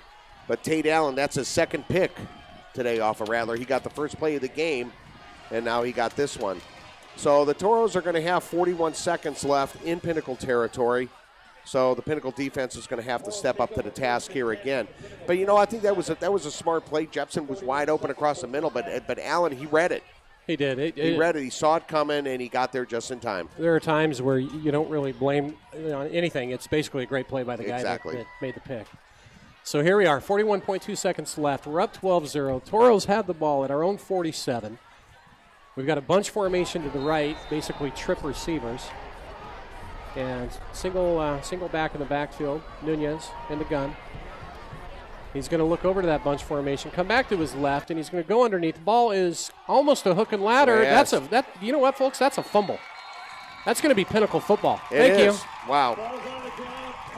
So a little trickery can backfire at times. Yeah, so that was caught by number 10, McCabe Barney, and he was trying to throw it back to Dinwiddie. Did you see who got the fumble? Well, it would be the gentleman who caught the ball, the young man, which was Barney, number 10. On D, I was thinking D. But here's what changes now, though. Now we're first and 10 with 33 seconds left. Now we're at midfield. We can afford to go after a couple of deep balls if we want to. So trips right, Hatton Twins in the up back formation, and Spencer's going to survey the field and throw, looking down. He's under a little bit of room, little pressure, escapes the rush. And again, he's going to go down. Parker Red's got the ball down to the 34-yard line. Great catch by Parker. So Pinnacle's going to try to hurry this one up. They're going to stop the clock to set the ball. We have 3 timeouts, folks. Yep, and Pinnacle's going to line up, No, Pinnacle called a timeout. Okay. So good job by Spencer, because that defensive end is one of the best in the state. Yeah, and he had his hand around his waist there, and Spencer got out. Spencer's pretty strong. A lot of folks don't realize he's a good athlete and he's very strong. So one of our team captain sponsors is Discover the Secret to Optimal Health. One of our key sponsors, team captain sponsor. 3 keys to coach your health: your healthy eating, your healthy habits, and it just takes 5 minutes to take a well-being evaluation to see how you're doing in these 3 key areas to help you create a life that matters. Get started today and go to iChooseOptimalHealth.com for details. A proud sponsor, team captain sponsor of Pinnacle Football. So Pioneers come back out on the field, 12-0 lead. We now have 2 timeouts left. We're at their 35. We've got the wind at our back, and that's big right now. Well, it's kind of blowing in our Yeah, face it's a kind of little blowing at our face a little bit. It's coming really from east to west a little bit. It's bringing that storm in. So we got Twins to the right, Spencer in the gun.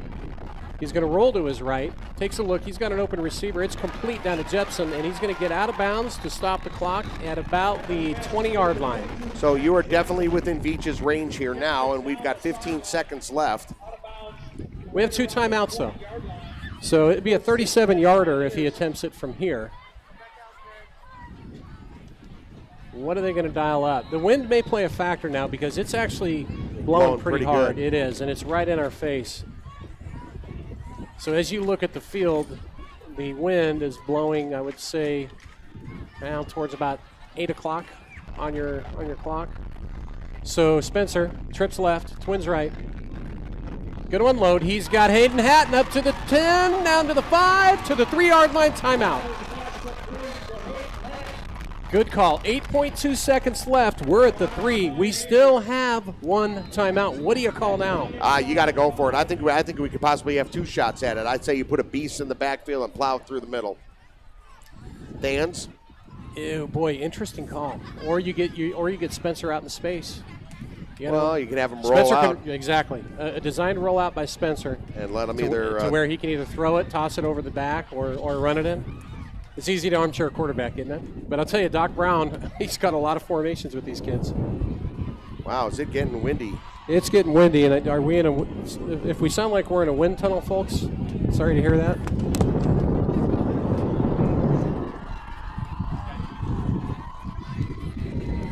Folks, I just got word that with this storm coming in, we may have to shut down the broadcast, depending on what happens. It's extremely windy out here, and we're up on top when we do these games, folks. The TV's shaking, and you can see lightning in the distance. We may have a heck of a storm coming our way. But back to action while we're still here. Our tarp isn't going to keep us dry. Evan Maxey's right next to me, and we've got a tarp above us, folks. It's not waterproof. Yeah, and it's blowing in our face. Trips to the right, Twins left. Spencer it's touchdown, Pioneers. Is that one of the Hattons? Nope. It is. It is. No, is it Hayden again? And Hayden Hatton. Well, that's number 5 on the year for Mr. Hatton. So that's going to tack another 6 on the board here. So we're going to jump on top 18-0 with 4.7 seconds left in the first half here, folks. That was a big turn of events for your Pioneers. And Veach to stay perfect on the year. This win might be a factor in the kicking game now. And he almost gets it blocked. Drives it through, though. So that's going to be 19-0 Pioneers with 4.7 seconds left in the first half. Folks, one of our team captain sponsors is Jimmy John's. Jimmy John's Gourmet Sandwiches, a proud sponsor of Pinnacle High School football. Jimmy John's, where the fresh and the fast meat. Proud sponsor of Pinnacle football. Well, 4.7 seconds left. I'm hoping that we don't get that rain that's coming in, but they did forecast about a 50% chance. And with all the equipment that we have up here, folks, and all the electronics, unfortunately, if the rain comes, it's going to create a mess. Yeah. For us trying to deliver this to you. And it's pretty strong. We just about 20 mile an hour. Tim? I'd say at least. So when you watch the kicking and you know what, both the kicking game and passes, it's going to be. Well, the the thing is that they will play in the rain. They will play in the wind. It's the lightning that they worry about out here. Well, speaking of which, shout out to the JV and the freshmen. The JV, they called the game at halftime last night, but what was the final score? 48-0 at halftime. Pinnacle's JV was up 48-0 at halftime. The freshman, big win. Tim, do you remember the score? 49-6? 35-17 on the freshman, or 35-7. I'm sorry. So there's your wind in action, folks. You just saw Veach come up, and they had the old Charlie Brown pulled on him. The ball was pulled away before he could boot it. So they're going to have somebody hold it. Yeah. Well, this ought to be interesting. Changes the dynamics a little bit.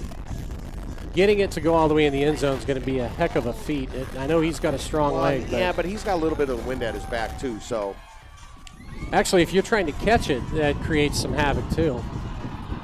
Oh, he does boom it. Oh my goodness. Look at the slice on that thing. Out of the end zone. That was a hook. That was a golf hook like none other. Oh, yeah. Well, he's got that wind. Once that thing gets up in that air there. He booted it outside the end zone. I mean, that was completely outside of the blue that you see. So 4.7 seconds left. You're going to get one play from the Toros. And I'm sure they're not, they're going to double think that old hook and ladder that they tried where they turned the ball over and gave us some time to score. So if you can see on your screen there, guys, number 52 is Sam Akwabu, 300-pound defensive tackle.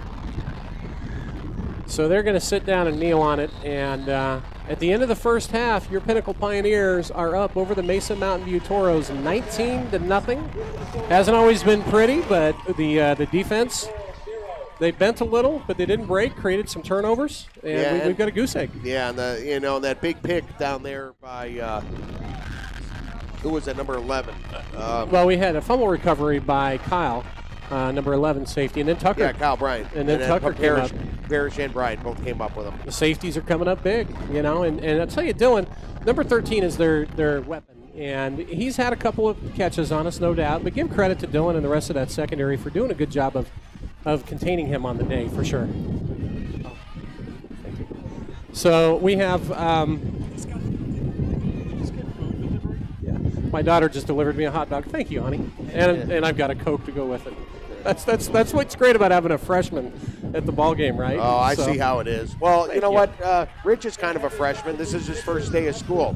So, Rich, how was it down there? Was it as crazy as it looked? Well, hey, I got a couple of things to tell you. First of all, our sound system here is unbelievable. It's really good. Now, you've been on the field before, so you've heard Oh, yeah. it. But, Tim, you haven't heard it.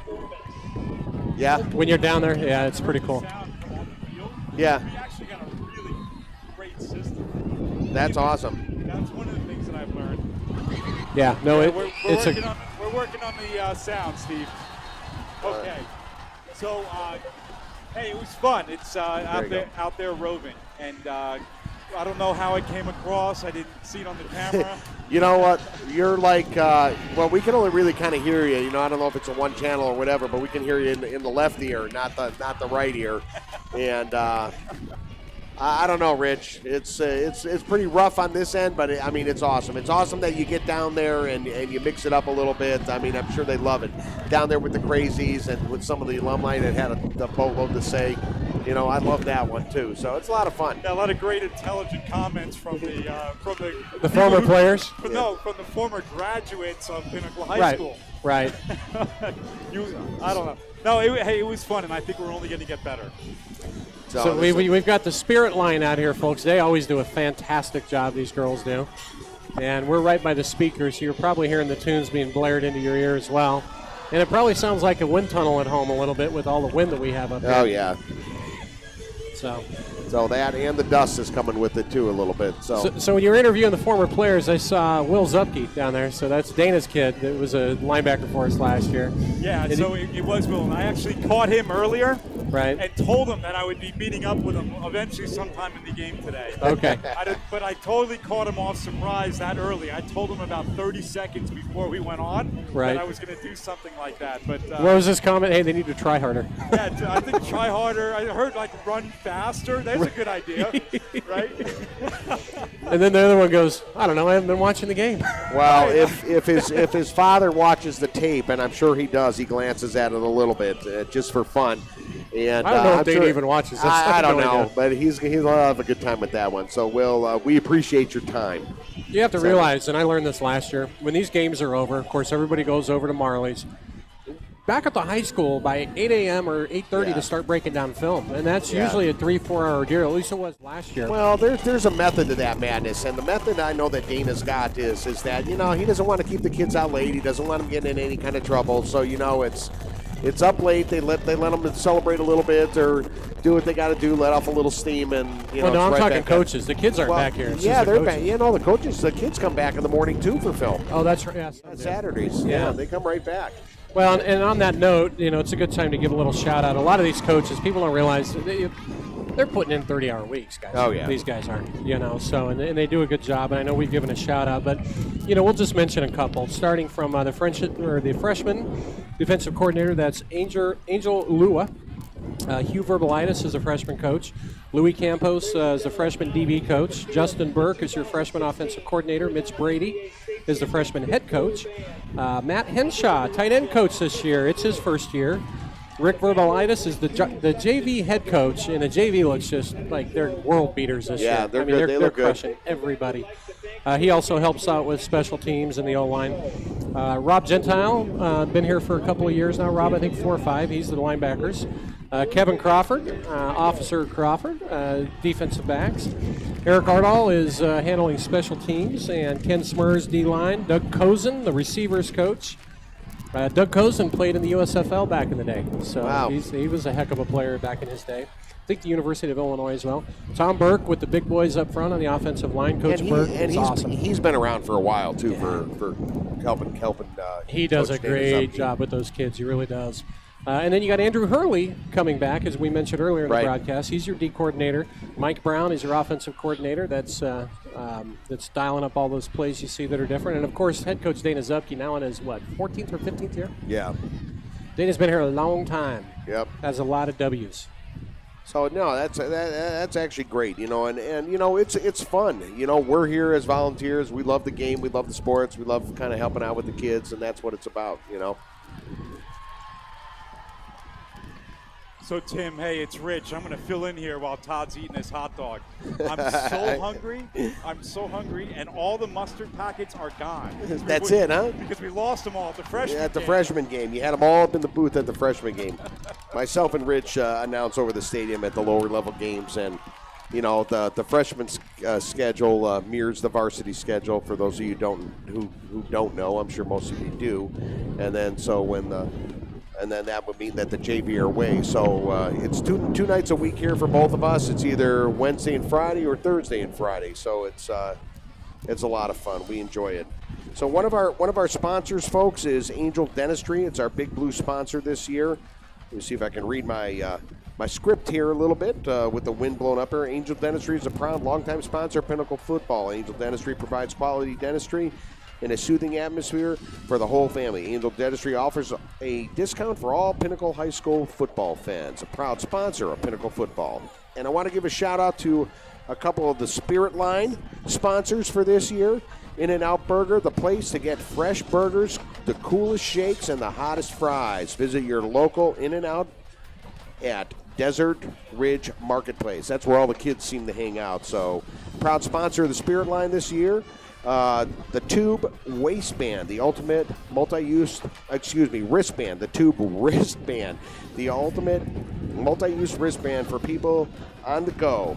Today's alternative for the fanny pack, 1 band, 3 pockets, 1 million users. The Tube Wristband, a proud sponsor of Pinnacle Spirit Line. So yeah, we're showing some weather here on the screen here, folks. That looks like it's headed our way.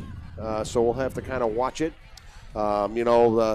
Unfortunately, the AD is the one that would call the game, and then the officials too, the AIA, would actually call the game or postpone it. Usually they have one rain delay or a weather delay, a second weather delay, and then they would actually call the game. That's usually how it works. Well, and as you may hear the wind tunnel on the broadcast, it's starting to really blow up here, folks. So hopefully, we've got 14 minutes left till the second half kickoff. Hopefully, this thing will miss us. But for those of you not familiar with Phoenix weather, when we get the monsoons in, it's a sight to see. I mean, the lightning just lights up the sky. You'll get sideways rain, and then 10 minutes later, it's gone. It's just kind of crazy. So, Todd, I fancy myself a little bit of a weatherman, believe it or not. Well, weather geek. All right, cool. No, not weather geek. Weatherman. I'm studying. Okay. I actually understand it. Meteorology. Wow. All right, Rich. So fill me in. So, here's what I do know. That we're expecting storms tonight. Nice. That's pretty good, Rich. In all seriousness, we knew we were going to pick up some wind, but we're not supposed to be getting some storms. Till about midnight tonight will it rain in the valley. Okay. So we're going to get some wind coming through with the dust. It's going to impact the game. You know what's interesting is that we're going to come out at the third quarter, and we're going to be heading north, right? We're going to be defending the south side of the field, and the wind is blowing right now from it's blowing from the east to the west. Well, it has a big impact on the game. And that's my point. At the games this time of the year, the wind is blowing north to south, so we like to defend the north end by the fourth quarter, right? Right, today it's going in, yeah. Now it seems to be switching around a little bit. Well, it's blowing towards the northwest, so it's coming kind of at us on a cross-directional. And actually, if you keep the ball on the ground, it's not nearly as big of an impact. But if you rely on the passing game, it can just wreak havoc with it. Not only that, but the kicking game as well. I mean, you saw Veach on that last kickoff when he had a little tailwind behind him. That's like having the driver out on the 10th tee and a 30-mile-an-hour wind at your back. What are you going to do? You're going to go for that par 4. Yeah, I thought it's a good idea. Try to get it in one. I actually thought he was going to kick a field goal. Well, you know what? If he'd started that a little bit more to the right, it might have gone through the uprights. What an amazing year he's had so far. He has not missed. We're in our 4th game. He has not missed a PAT, and he's had a lot of them. And he has not missed. He's 2 for 2 on field goals now. And now on touchbacks, I think he's 3 for 3 tonight. Coming into the season, he was 14 for 21. So that young man has really stepped up. I'm sure Coach Ardall and Verbalitis, the special teams guys, are just thrilled with what he's doing. At 14 for 21, I bet a certain percentage of the 7 that weren't touchbacks were as a result of the win. It depends. It's like... It's like playing golf. You're not always going to nut that drive 280 down the middle. Once in a while, it's going to be 240, 250. Kickers is very much the same way. I mean, when you look at their mechanics and how they go about that, it's not just, hey, I'm going to go up and boom it. There's a lot of things that go into it with those kids. Did I get the right step? Did I get the follow through? All the different things that go into it. And it's fun to watch. So I believe... How about the ball coming off the tee like it did on that kickoff, where you had to have it come out of a holder? Does that change? Oh, it makes it tougher. Yeah. But does it change his psyche? Does he change any of his style? Does he change his plan on that kick? That's a really good question. One that I really can't answer. You'd have to ask him, or other kickers that do that. It's just a little bit different if you think of the mentality. You got a guy holding it now. It's like, all right, don't hit the finger. But it'll be curious to see the adjustments coming into the second half. Pinnacle, first quarter, I think it was, 3-0? Yeah. So we tacked on 16 points in the second.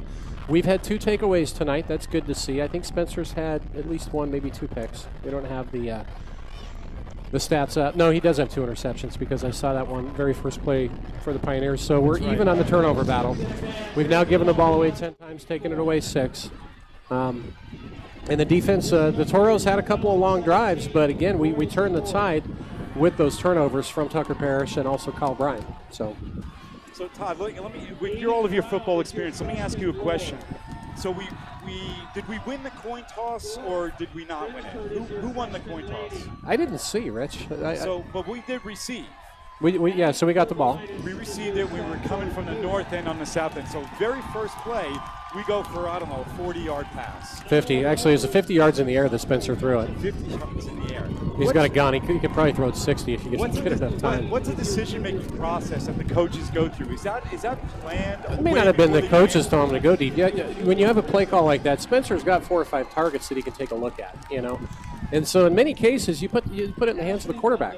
I mean, you may have a primary receiver that's going to be 10 or 15 down the field, but if Spencer's feeling his oats and he thinks he can get it to the guy, he's going to unload the cannon and give it a shot, and he's going to gamble. In that case, it didn't pay off, but I've seen plenty of times where it has. So out of curiosity on that play, and I'm going to watch the replay on it from the live stream. Sure. Do you think that was a decision that was left up to Spencer on what to do on that very first play? Well, it's one of the options he had. You know what? If he would have looked downfield and felt that he couldn't have, if there was too good of coverage, he could have checked down to another receiver.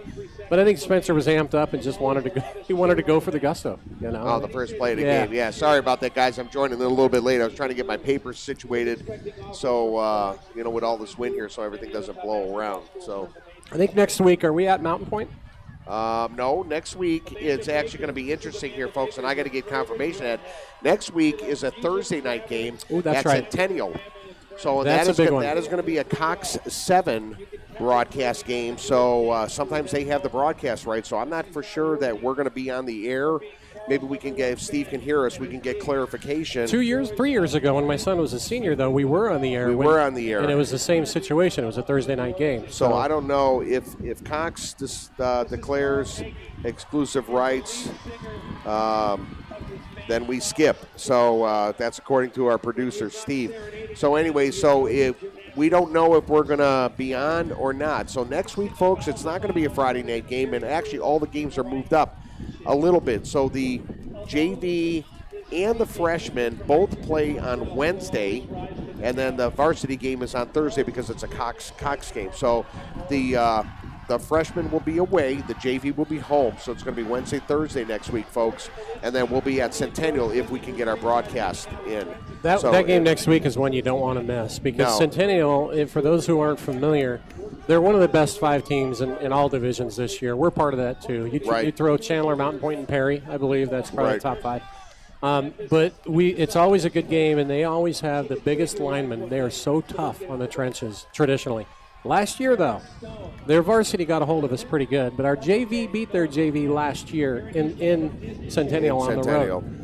So I think, a year older, a year wiser, expect a really good game, and one of the best you'll see all year. But Centennial's more that type of team, and I've just been watching them over the years. They're a ground and pound. They are very, very physical. It's, take it to the house type thing, and then we're just going to beat you up and plow you over. That's what they try to do. That's just the way they play. But, this is a high-powered offense this year. I kind of revert this offense back to when Lewerke was with us as a quarterback, and a shout-out to you, Brian. Different looks. It is, but it's a high-powered offense that can put points on the board fast when they need to. Yeah. So it's going to be interesting to see how these teams match up. A lot of those teams usually, and I don't know if they did this year, they scrimmage a little bit in spring ball, and on the 7-7, they do a little of that. And I don't know if they met up this summer or not, but. Again, those are great. Those are great games. So next week, folks, we're not on Friday. It's going to be a 7 o'clock kickoff, I believe, and I got to confirm that. It might be a 6, but usually it's a 7 o'clock on the varsity level, and it'll be a Thursday night game. And the fireworks are going off here, folks. Again, it's homecoming night for your Pioneers, and as you can see, they're crowning the homecoming kids. Yeah, king and queen. Always fun. Are you jealous, Tim? I think you are, Rich. But you know what? We lost you for a while. I think you were in the principal's office. Tim went to Horizon, everyone. So he went to Horizon High School. I did. I'm a first graduating class out of Horizon, so that dates me a little bit. But both of my boys went here at Pinnacle, and my wife's kids, which are my 3 stepkids, they also go to Horizon. So you know what? I enjoy both schools. I do, but I kind of changed over a little bit. I bleed a little bit of blue. There's still some green in my blood. So you'll be happy to know it. At my we'll call it aquamarine. There you go. I'm not telling you when I graduated because I see how it is. I'm way older than you are from high school. But at my homecoming at the football game, it was my buddy Lee who had a 1964 Buick Special convertible, beautiful car. Me and my buddy Larry jumped in the trunk. Nobody knew it, and Lee, my buddy, drove the homecoming queen and king around the track. Nice. And when we came in the front, and we knew we were in front of the stands, we popped open the trunk and we were sitting in the back. Sitting in the back. That's pretty much my claim to fame. There you go, Rich. And now you're up here with us. Look at that. You've hit the big time. No, it's just different. I mean, when we went to school, it was all about homecoming floats and stuff like that. They kind of got away from that now. The kids don't really do that so much. The dances, actually. My daughter is going to the dance tomorrow night with a group of 9 or 5 other girls. And then I talked to some other parents that I know with kids. They all go in like bunches now. It's not just dates, the boyfriend, girlfriend, or I'm dating, or I want to date you, so will you go to the dance with me? They just like, have hey, a good time. You get 10 together, I'll get 10 together, we're all going. Yeah, and dance. that's fun, though. It's good. It's a good time. So the Pioneers, we got 3 minutes and 35 seconds left before the second half's going to come out, folks. Not a perfect first half, but anytime you get a goose egg, remember, these guys are undefeated. Right. And they always play us tough. Right. And you know what's interesting? We heard them announce over the live stadium that Mountain Point is playing Chandler. They're actually beating Chandler.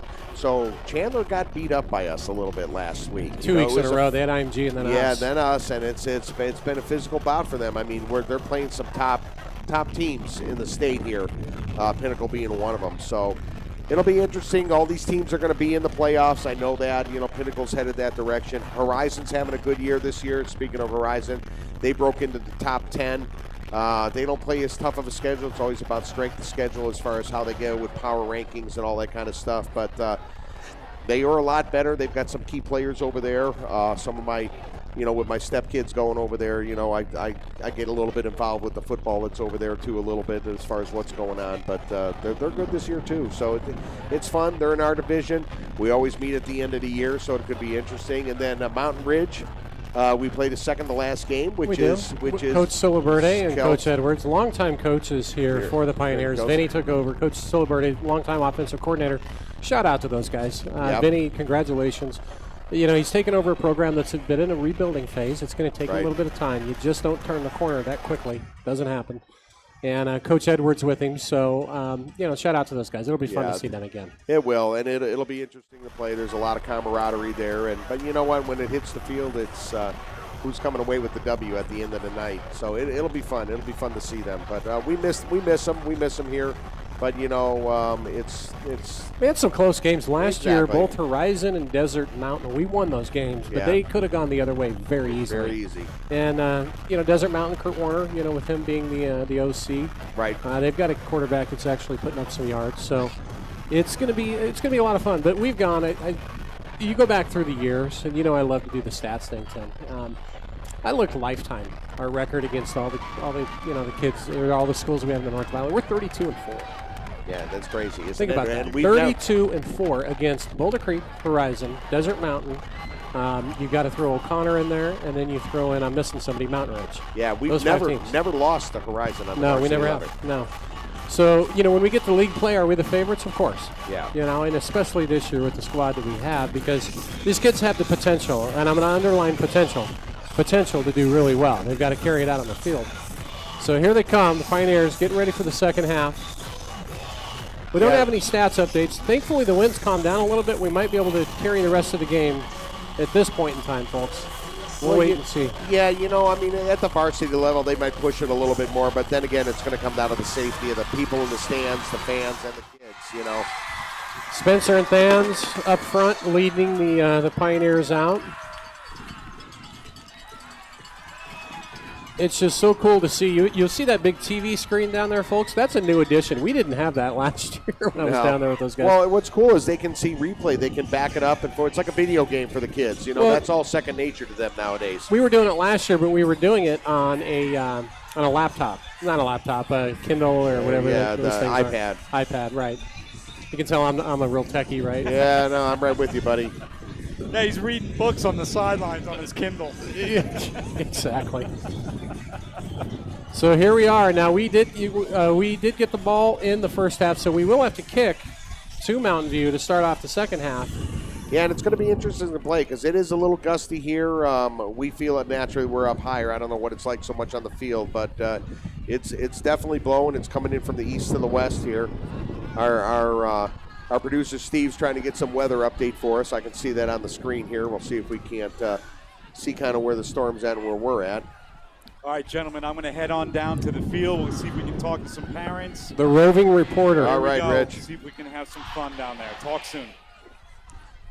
All right, so, we were talking about the Pinnacle defense. You see the goose egg on the scoreboard. Let's talk about this year, what they've done so far. Your leading tackler on the year, number 4, Thans Dixon, junior linebacker. 31 on the year. Yeah, that's incredible. And he's got some tonight, too, under his belt. Yeah, he's absolutely. Tucker Parrish, 19. He's in second place. So from that safety position, Tucker also has a sack on the year, and now he's got that interception to go with it. Yeah, that's awesome. I mean, he's having a great year. And also great year. Yeah, and Kyle Carricker. The thing is about Dan Dixon, he's a junior. We're going to see him next year. A lot of these kids are coming back. And then, the sophomore class is loaded. Look at what JV's doing. Next 3 years, we should contend for a title every single year. We should be able to get deep into the playoffs and be one of those teams they talk about. Well, it's funny you say that because, I always read and catch up, and then you catch up Friday night and Saturday morning on the high school games and then Saturday on the college and so on and so on. But, after last week's Pinnacle play in Chandler, the papers and a lot of the media on the news and the internet said that Pinnacle's for real this year. Yeah. So we're finally getting the respect. The writers haven't always respected the program. And, we have to do it on the field. The only way we're going to earn that respect is to get the W on the field. I think we earned some respect with Chandler last week, though. Oh, yeah. That's how it happened. Now, you heard that the Mountain Point's beating Chandler right now. Right. Well, first of all, Mountain Point's a good football team. Yeah, they really are. good football And team. Chandler's beat up, though. They are out. They've got Romney, that receiver that was killing us in the first half. We put him out. He's out this week. They have their Conover, their quarterback, out. Yeah. And their linebacker, their really good starting Mike linebacker, is out too, from what I understand. So that makes it number 3. So regardless, it doesn't really matter till we get to the playoffs. We've got to take care of business, one game at a time, take care of our division, try to get a high seed to get into the playoffs, and then eventually we're going to see Chandler and or Mountain Point most likely in the playoffs at some point, would be my guess. And Perry, I haven't talked about Perry a whole lot this year. They're ranked ahead of us, number 2. Perry's got a heck of a football team out there in East Valley. They've kind of come out of nowhere, but good quarterback. So we're going to start off the second half with Veach. Jacob kicking. Veach, number 82, set the kickoff. Just a fantastic. Oh, we got a light. Evan, thank you. Yeah, I'm okay. I'm okay on this side. Evan's been, our producer Evan Maxey's been watching me struggle with this flashlight the entire first half, and now I feel like a new man because I'm half blind anyway. Now I can actually see some of the stats. All right, Veach, here we go. We got to hold the ball because the wind's still there. And he's going to boom another one. That one might go through the uprights. Oh, he got it. Let's give him a long field goal, shall we? That went through the uprights. That went through the uprights. Incredible. Call it a touchback field goal, would you? Maybe we're getting a little bit of Irma coming this way, all the way to Arizona, huh? You know what, folks? Maybe helping Veach. Could be his aunt or something. Thoughts and prayers to anybody in the Florida area or family there or down in Texas with what just happened. Just some scary stuff. So here we go. Toros are going to come out, and they basically are going to have Nunez with split receivers, twins to the left, and a short bunch twins formation to the right. Nunez, quick screen pass, complete to Dinwiddie. That's his weapon. He's going to get up for about 8 yards. Look for them to try to throw to number 13 often. No, that wasn't third. That's Yamada. Oh, Yamada. My fault. Oh, no, 34. I'm sorry, we got a new man out there. That's Devin Waite. Yeah, he plays a cornerback, but he's out there as a slot receiver and kind of a little bit in the backfield. Waite had 5 catches on the year coming into tonight, so run up the middle. Good job by the interior of that Pinnacle defensive line. May have gotten a yard. Who's getting off that pile, Tim? That's Markison. Markison, number 99, in there on the bottom of the pile. Sunday, and the Jarvis. Sophomore. Yeah, number 81, Sunday coming out of the game. He's a sophomore. One of the few sophomores playing up on varsity. Big third down here. Twins to the left, twins to the right. They're going to try it up the gut again. This time he's got room. He's going to pick up the first down up to the 36-yard line. That's Yamada, number 12. Yamada on the ground is their leading rusher. He had 115 yards. He's about 57 yards a game on average is what he's where he's been at.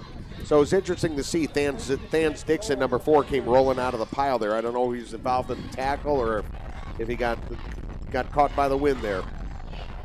Twins right. And they're going to hand off again. This time the Pioneers are there. Good job. And Carricker came in for the tackle.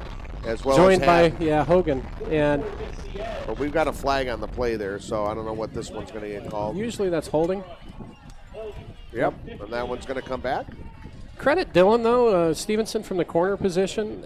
He was able to come up and stop that from getting to the edge. You bet. A little bit of a stutter step, and then from the linebackers, it's time to eat when that happens because you got a clear shot. So that's going to create, that's a big penalty because that's going to move them back, and now we're looking at a 1st and 23. Yeah, because that's 10 from the spot of the foul. Yeah, 1st and 23. Their main weapon, Dinwiddie, number 13, split to the right in a twins formation. Look out for him, along with Waite, number 34. Shotgun formation. And he is going to look to the right. No, he's coming back to the left. They're going to test Q, and it's going to be complete down to the 49-yard line. That was a great catch Tate Allen. By Allen, and you know Q was on him, and Tate actually had to come back to get that one a little bit. So it was just a great thrown ball. A little bit of a, what do they call it, a back shoulder fade, basically. Well, I think it got held up a little bit once that ball got in the air and got picked up by the wind. I'll tell you what, your corner, that's tough when you have those routes coming at you all the time. Twins to both sides. Dinwiddie again to the right. Dillon's locked up on him. Shotgun formation for Nunez. Going to be a run up the middle, and they're going to pick up pretty good yardage up to the 40, we'll call it 44-yard line, gain of 6. So it's interesting that they're, kind of grinding it out here. You know, a couple of shots in the air, but Yamada, number 12, seems to be the main man on this drive. They're a pretty good football team. I mean, they're 2-0, ranked number, I think, 8 in the state right now. Bunch formation, Twins to the right again. Still a shotgun for Nunez. Going to be a reverse over to Dinwiddie. He's got the edge, too. Look out, up to the 35-yard line. Looks like he got shoved out of bounds there by Levy, number 5. But that's going to move the chains for a first down. Looks similar to some of the things that we do when you try to freeze those linebackers with the fake up the middle, because your Mike linebacker's got to respect that. Exactly. And you've got somebody already that's got that kind of wheels, and Dinwiddie, if he catches that edge, it's tough to stop. Trips to the right for Nunez. This time they are going to hand it off up the middle. Not a whole lot of room, maybe a yard or two. The Pioneers going after that. Thans Dixon in there trying to pull that ball out, number 4. And that's Marcuson, number 99, on the bottom of the pile there with the tackle. Marcuson's been on the bottom of a lot of piles tonight with tackles. Having a good game. 2nd and 8. Trips right again. Dinwiddie is split all the way to the right. And that's where they're going to look, is that side. They're going to go for the home run ball. Dinwiddie, he's open. He's going to catch it and tight rope it. No, he got out of bounds at the 5. That was an out and up, it looked like. I didn't see the entire. And Stevenson in character and even Parrish were back there on the coverage there, and those guys got tangled up a little bit, which actually freed up Dinwiddie. And it looked like you saw the quarterback motion and say, hey, just take off. So it was a stop-and-go route or an out and up, one of the two. And, again, here's a kid that's got offers from ASU, Washington, U of A. That's a big challenge when you face a receiver with that kind of talent. So the Toros threatening here on the 5-yard line. They're going to come out with 3 backs in the backfield, tight end to the right. And power football straight up the middle, and he's going to keep driving his legs, and it looks like he's going to get in, or are they going to stop him short? Yeah, Yamada down to the 1-yard line. That was just basically shove the pile. Yeah, so again, it's a scrum. Who can push who. So 2nd and goal. We got Goose Egg on the scoreboard, but it's in jeopardy for sure. 8 minutes and ticking here in the 3rd quarter. Be surprised to see him do anything but exactly that again. Under center comes Nunez. 3 backs in the backfield again. Same exact formation. You may see the same exact play. Well, other side, that's 6 points. Yep. So Mountain View's on the scoreboard. It's going to be 19-6. And 7 minutes, 38 seconds left. Yeah, they burned half the quarter on that drive. So, here the Pinnacle's had a pretty decisive lead. They've given up 6, pending the extra point. And after this extra point, we'll go back to Rich, our roving reporter, out in the middle of the chaos of the stands. A lefty. Good kicker, too, Mountain View has. Like I said, this wind is going to be a factor because it's gusting for sure. That's Ryan. He's been perfect on the year with his PATs. And he missed it, I think. No, he got it. He got it? He just got it through? He was 9 for 9 on PATs and 1 for 1 on field goals, so the kickers on both sides are fantastic. All right, have we got Rich down there? See if we can pick him up. Nothing yet. So 19-7. Pioneers. Hi, this is Rich coming to you live again down on the field about the 15-yard line. We've got some of the alumni here with us. I'm going to ask them the same question I asked them earlier in the game. What's your assessment of the game so far? I think they got to try harder, clean up their game. How about you? What should we do? I need to run faster and make less mistakes. Awesome. There you go. Straight from the alumni. Yep. We got the game plan to win it. Inside Watch out. view. All right. I recognize those kids. It's too funny, man. They're future coaches right there. Oh, yeah. Run faster. You got to love it. How are we going to win, Coach? Score more points. Yeah. All right, so here we are, back deep for your Pioneers now. So Toros finally get on the board. 7:38 left, third quarter. We're still up 19-7. And we've got Covington. Let's see, is that Covington back deep for the kick return? It is. It's Covington and Q. Covington and Q. That's a lot of speed, ladies and gentlemen. Either one of them, dangerous. In fact, Covington has only had one return on the year, but it was for 35 yards. So far, that's it, huh? Yeah, he's got the longest return on special teams for the Pioneers. So if he gets it, look out. And I think he's going to get it, actually. He does. He stops. Oh, no. Boy, that was tough. Yeah, that he was trying to. He was wow. He That's was gonna actually. pin us. It would have actually been better for him to let that go out of bounds. You know. Yeah. But that's hindsight. It is hindsight. It's always, Just trying to make a play. That was a big mistake there. So the Pioneers are going to have it 1st and 10 from the 6-yard line. Here comes Spencer Rattler, top-ranked quarterback in the United States for the 2019 class when you're talking about dual threat for both run and pass. Oklahoma Sooner commit. Verbal. So Pioneers 1st and 10 on the 6 here, so we got 94 to go. Spencer's going to come under center.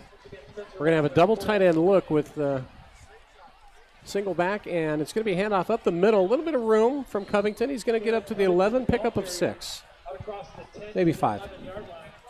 That's okay. Gives the Pioneers a little bit of breathing room back there. Totally agree. So 2nd and 5. Parker Red's going to split out to the right. That's number 7. And Jack Jepson, number 22, split to the left. Double tight formation with the Hatton twins. And now it's a play action pass. Spencer's rolling to his right. Unloads and... Yeah, that's Hogan Hatton. Just couldn't hang on to it. That was thrown just a little bit behind him. The wind is going to be a bit of a factor when you're throwing the ball. Yep. It's calmed down a little bit, but it makes a difference for sure. 3rd and 5 from the 11-yard line. What's Doc Brown going to dial up here? Well, the big thing is you just got to focus on this 1st down. That's priority 1 here, especially when you're pinned that deep, because if they end up punting it, then, the Toros are going to have great field position to start. And they drove down the field to open up the second half. So twins to your left, Hatton in the up back position. Spencer's going to throw a quick in pattern and incomplete. Pretty good coverage on the play. Yeah. That was Hogan Hatton, I believe, trying to come down with that. So that'll create 4th down, 4th and 5. And they're going to put in Veach. Instead of Spencer punting, they're going to take Veach in for this time for normal punting formation as opposed to that hybrid when you see Spencer in there. Back deep for the Toros. Catch a number there, Tim? I believe it's number 10, which is going to be Barney. Barney, yes. Barney. And he averages 15 yards a return on punts. He's had 3 for 45 yards on the year. Veach on the year with punts. I believe it's about a 35-yard average. And this one's going to stop, hit the ground, and roll up with the Pioneer bounce all the way up to the 46-yard line. Well, nothing wrong with that. No return. Nope. So Toros are going to start off here with 6:48 left in the 3rd quarter here with good field position here. So the defense is going to have to step up. Otherwise, if they punch one in, we're going to be looking at a tight game. Mm-hmm. So here we are. Big Sam's going to come out. He's at tackle, number 52. Markison, 99, year end.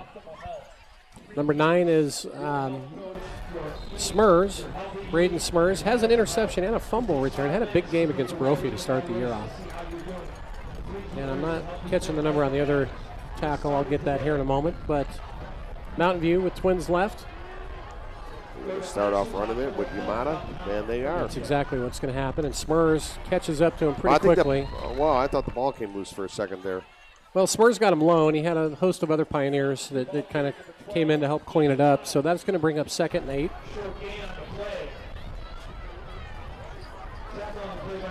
Trips to the right this time for Mountain View. Shotgun formation, single back. Pioneers in the base 4-3. And it's a design rollout to the right. Here comes Nunez, and he's going to unload. He's going for the home run ball again. And again, it's caught by their weapon, Dinwiddie. And he's out of bounds at the 3-yard line. Tucker Parrish slipped down there, so here we are with the Toros right in the red zone again. It's the second time the ball was underthrown, and the receiver made an adjustment to come back. Came back, and Tucker Parrish tried to make that adjustment too, as well, to stay on the receiver, and he slipped and fell, and that just opened Dinwiddie right in.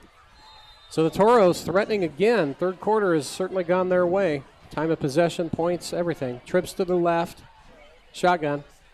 And this time it's going to be Dinwiddie from the quarterback position. Fans? No, thank you. Nope, Bogle. No, that's Zaire Bogle. Their Mike linebacker came up when they saw that the formation with him. Wildcat, basically. It's a Wildcat formation. That's a great play by Bogle, because that's going to, loss of yardage here, and very helpful. They're not going to be breathing down the Pioneers' neck here so much. Yeah, it creates a 2nd and 15 from the 17-yard line. Trips to the right again. Dinwiddie split far to the right. Look out for that kid.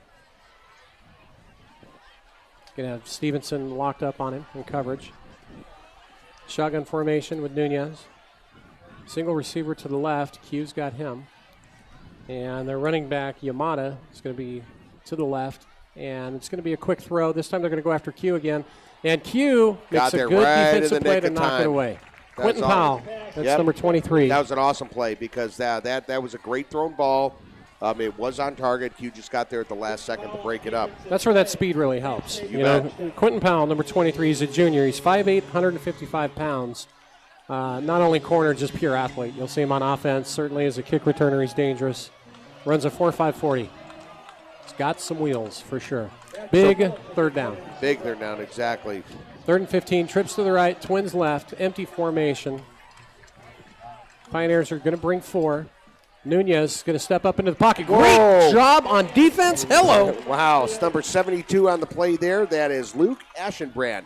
One-handed tackle. Here's the thing. Aschenbrand played a lot of D last year. They moved him over to the offense for the most part this year, to that right tackle position, but you will see him on key downs and on key series come in, and he's as good as they get. Great job, Luke. So they're keeping the offense in here. They're going to go for it on 4th down. Luke's got some D1 offers out there, and you just saw why. So they're going to go trips to the right on 4th down and 20. Big down. Look out for Dinwiddie on short side of your field, number 13, and that's where they're going to go. They're going after Dinwiddie. Dillon's in coverage. Oh, my goodness. Did he catch that? No. Holy smokes. Wow, that was close, man. Great coverage on there. That's Tucker Parrish and Stevenson, number 28. They basically boxed him. They did. He had nowhere to go, and he caught the ball, but he caught it out of bounds. Dillon was short. Tucker came in. Good job by Parrish to come in over the top and to supply that hit, but that shows you why that kid's so good. I mean, that's who they're going to go to. Well, exactly, and that is a testament. There's a lot of confidence there in that young man. A lot of confidence for them to go on 4th and 20 and go for the corner there. They just threw a fade. They threw a fade into double coverage and said, we'll take our chances. So your Pioneer offense comes back out. But, the Toros had a lot of momentum going on there, Todd, and they were marching right back down the field there. So, I think it's I don't know, gutsy call. 4 minutes, 26 seconds left in the third quarter. Spencer's coming under center, and it's going to be a quick pop over to Hogan Hatton, and he just gets upended for a 2-yard loss in the backfield. Pretty good play by the defender.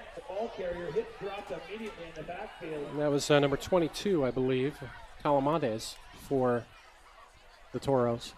So that's more of a bunch look for the Pioneers. You almost kind of knew that it was going to be a run with how tight they were back there. 2nd down, single back set. We're going to come out with double tight end set, and it's going to be a handoff up the middle. This time we got a little bit of room. Up to the 30, 31-yard line goes Covington. When you have the Hatton twins in as bookends at tight end, that's pretty dangerous because they're both good blockers, and obviously they're the 2 leading receivers on the team. Exactly. Parker Red split to the left, Jepson to the right. We're going to stay in that double tight formation with a Hatton bookends at tight end. Spencer in the gun. Now he's going to come under center, and Covington is your back in the backfield. Mountain View with a 4-man line. It's going to be a fake handoff, play action, and they're going to hit Hayden in the flats over to the 40, down to the 45, or up to the 45-yard line. Good play design. Play action pass, find that tight end on a quick out. Yeah, so here you got the Pioneers close to midfield again. You get the other Hatton brother involved here. And you know what? Hayden's been a little quiet tonight. He's had a couple of catches. He had that touchdown. A couple of catches, had but that not, touchdown in the first half. He's a little quiet tonight. What's fun about that formation, really, if you're a linebacker and you have those two guys in at tight end, you really can't. You have to respect the throw and the play action, because if you bite on that run too much, you're going to get toasted.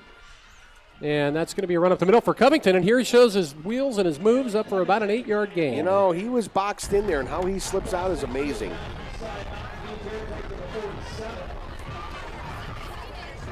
So the Pioneers will come up with 2nd down and 3.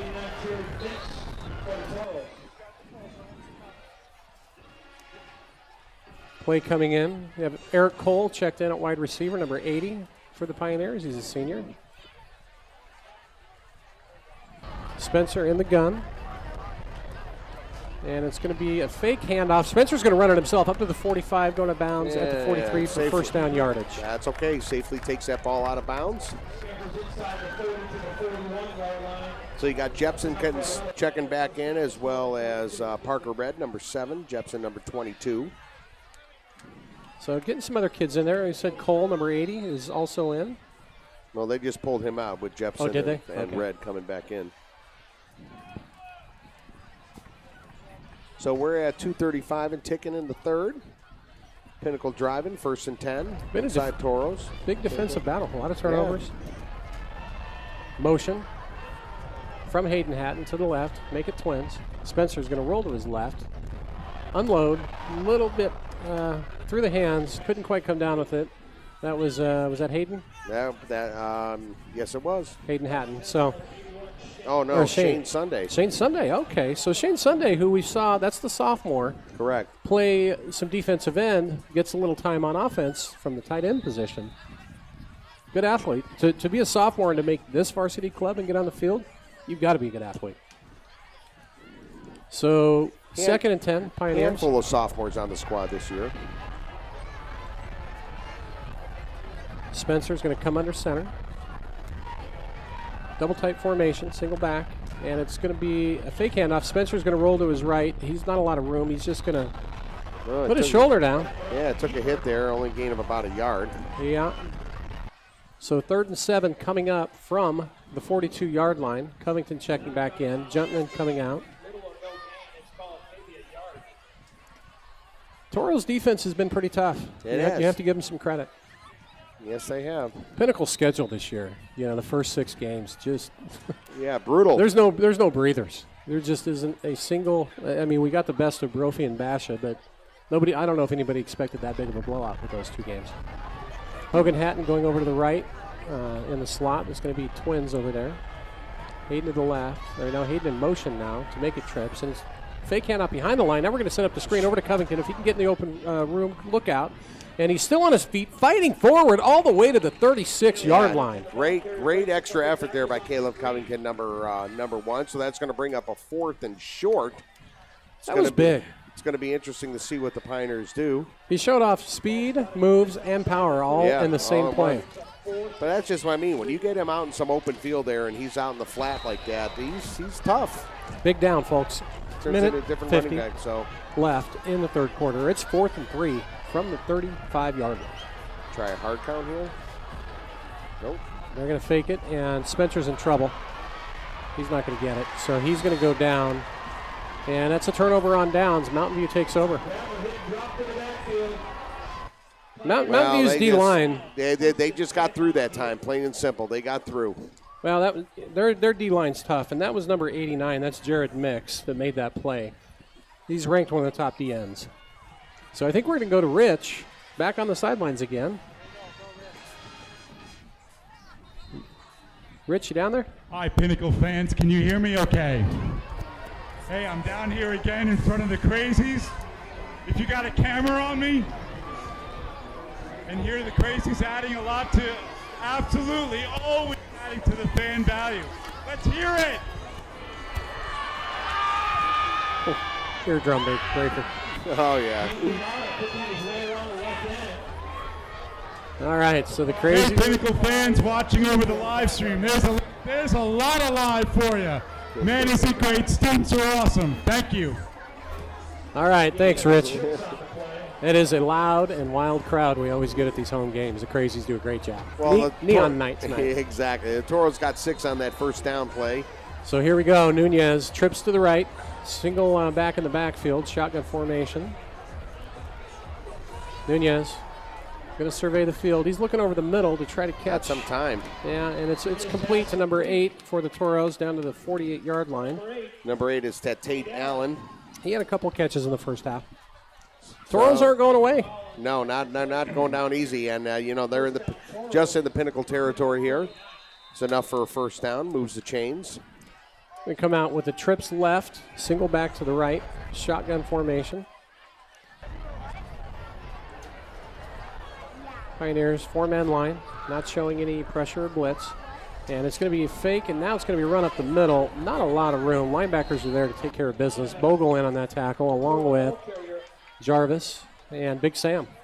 Yamada, number 12, taking that kind of pump pass, and then hand off there. Michael Rossi, number 91, checking in on the D-line for the Pioneers. Trips to the left, single back in the backfield. Split right. And it's going to be a quick throw over to the left to their weapon. That's Dimwitty. And he's going to pick up about 7 or 8. So that's going to bring up a 3rd and short.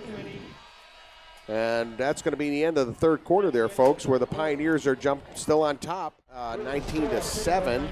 But the Toros are driving. So we're going to switch it around and go the other way.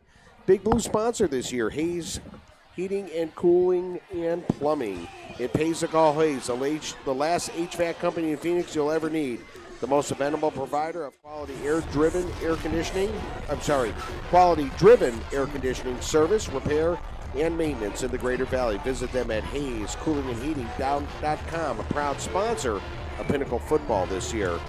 Also, one of our Spirit Line sponsors is Medici, the place to meet up, sit back, and be social without media.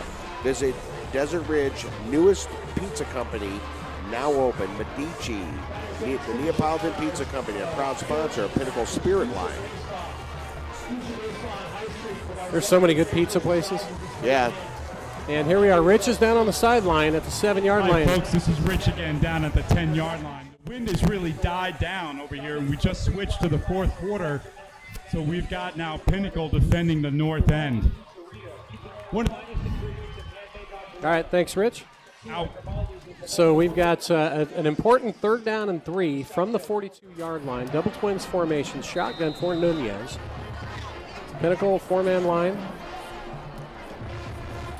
And Nunez is, well, they're going to stop the play quickly. He looked like he was going to fake the screen pass and then look out somewhere deep. And that's going to help us. So false start penalty is going to move it back to 3rd and 8, now from the Pinnacle 47-yard line.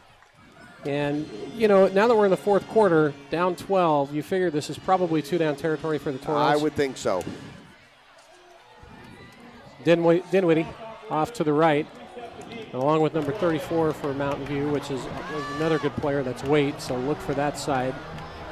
And I guess it's a trips formation with somebody in the slot as well.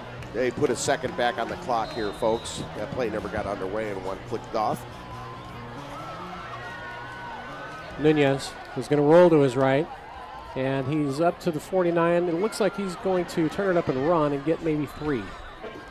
So that's going to create a 4th down and about 5.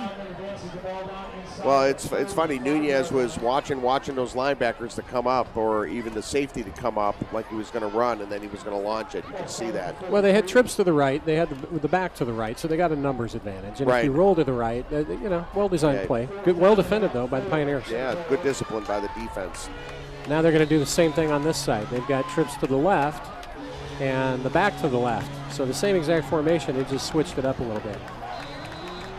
And they're going to call a timeout. Call a timeout, yeah. Try to talk it out. Big down, though. 4th down and 4. Huge down. So the Toros are going to burn one of their 3 timeouts there. iBoutique. Celebrate your individuality with fashion-forward looks from iBoutique. Whether it's the latest trends in clothing, handbags, footwear, and accessories, iBoutique has you covered. Located on the Market Street at DC Ranch. Proud sponsor of Pinnacle Football. Also, Barbershop Jack. Barbershop Jack, you will find an atmosphere of old you'll find an atmosphere of old school sophistication with modern amenities. We cater to the gentleman on the go, so stop in on your lunch and get an old-fashioned straight razor shave or a top-of-the-line haircut or just a simple shoe shine. All right, folks, here we go. Located in High Street.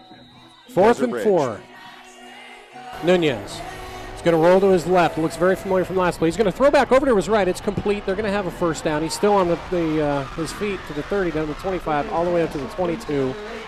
Missed tackle by Levy, number 5 there for the Pioneers. Well, they looked like they were going to roll to the left, Right. and he threw back across his body to field. the right. That's not an easy throw, and it was a pretty good throw as well. So Mountain View's a pretty good ball club, Tim. They're not bad at all. So that's a big conversion for the Toros. 1st and 10 from Pinnacle's 22. Need to get the D in defense here, gentlemen. Trips to the left. Shotgun for Nunez. This time they're going to hand off up the middle, and there's a little bit of room. Well, Maybe actually, a lot of room before he comes down. second Yamada. effort, he got another 5 yards. So that was a pretty good run from Yamada. Some pretty good-sized boys on the offensive line for Mountain View. At this level, you always find that. Hunter Markison, number 99 on the tackle for the Pioneers. So they're going to bring that one back. You got a false start against the Toros, so that's going to back them up. That helps. So that's going to bring up a 1st and 15. They got a couple of 270-pounders on that O-line. There's some big kids. So 1st and 15 from the 27. Trips to the left again with Dinwiddie over there. Nunez is going to hand it off over to the right-hand side, and he strings it out. Nice job. Is that Q again? Yep. He's done a great job this year. When they try to run to his side, he's so fast and so quick. And he also has got good hands. When I mean good hands, it's getting off the block. Absolutely. If you're a defensive back and those receivers come out, there's a real art to that, to be able to get in and get your hands in and just shed that block and go up to make the play. So good job, Q. We'll bring up 2nd and 14. So only a gain of 1 on that play. From the 26. This time it's twins to the left and bunch formation, twins to the right. Nunez is going to look to his left. He's going to hit the check down route, and that's Dinwiddie again.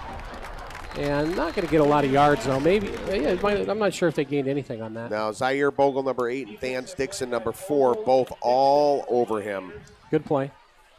Well, they try to get, that's their best athlete, so they're going to do anything they can with formations, just try to do a little dig route over the middle. Looking for that separation. But, the difference, we've got a lot of speed of linebacker. A lot of speed of linebacker. No gain on that play, a 3rd and 14. Big 3rd down here for Pioneers. Trips to the right.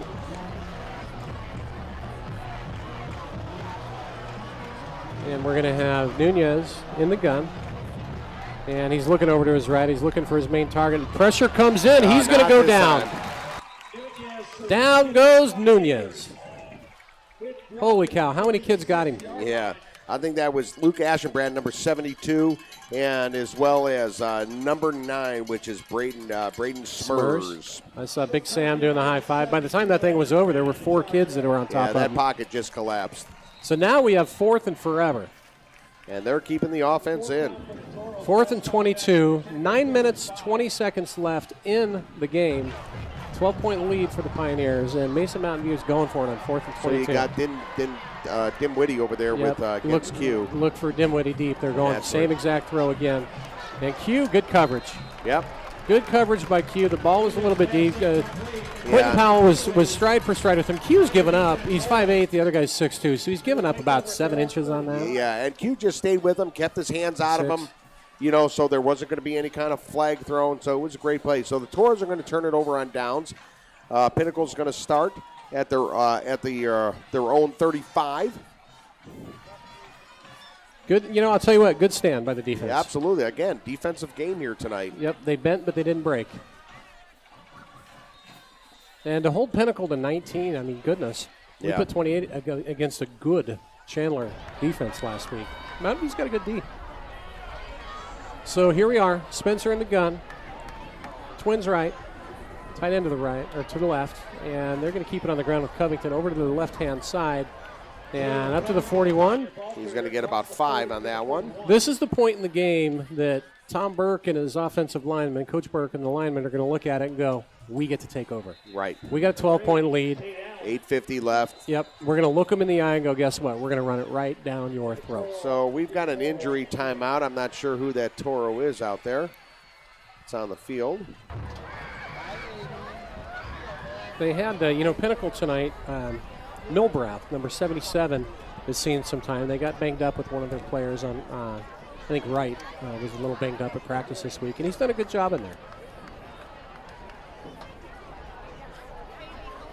So Your Pinnacle football, and they didn't invent the chicken, just a sandwich. Okay, are we going to try to go to Rich, or is he? Nope. Okay, so we're back on the field. Rich is underneath the Chick-fil-A cow. He's looking for a sandwich under there, I think. You know? All right, so 2nd and 4 for the Pioneers. We now have, we're going to come up with a name for this formation. When you got both Hatton twins, Hogan and Hayden, lined up in kind of an H-back position, is what it is. And Spencer in the gun. This time, oh no, that's Parker Red. Parker Red. Parker Red is going to take it up the middle. Parker Red, number 7, listed as a wide receiver. Parker has played some quarterback back in the day, Yes, though. back at the freshman and JV level a little bit. He can throw the ball. He can run it as well from that Wildcat look. So there's the first Wildcat look that I've seen this year. And now they're going to go back to number 2 under center. So it's 3rd and 3. Spencer's going to go under center. We've got double type formation. And it's going to be a handoff up the middle. Covington with a good jump cut, gets up to the 49-yard line. That's what he's so gifted at, is seeing the field with that jump cut, and he's gone. Yeah, just a quick move left or right. He can stop in his tracks there, and that's enough to move the chains for another Pinnacle first down.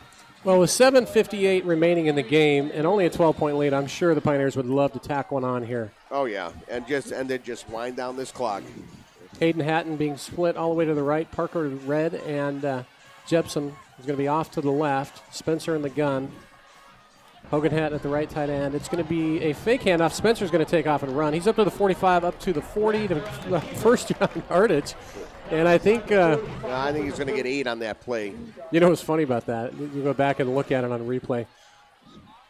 Parker Red, number 7, just took a nice hit from Spencer Rattler. It knocked Parker back about 2 yards.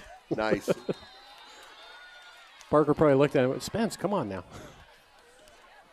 So now we're looking at Parker and Jepson again split to the left. Hayden Hatton to the right. Spencer under center this time. Hogan Hatton the tight end to the right. And it's going to be a quick handoff up the middle, good for first down yardage. Covington.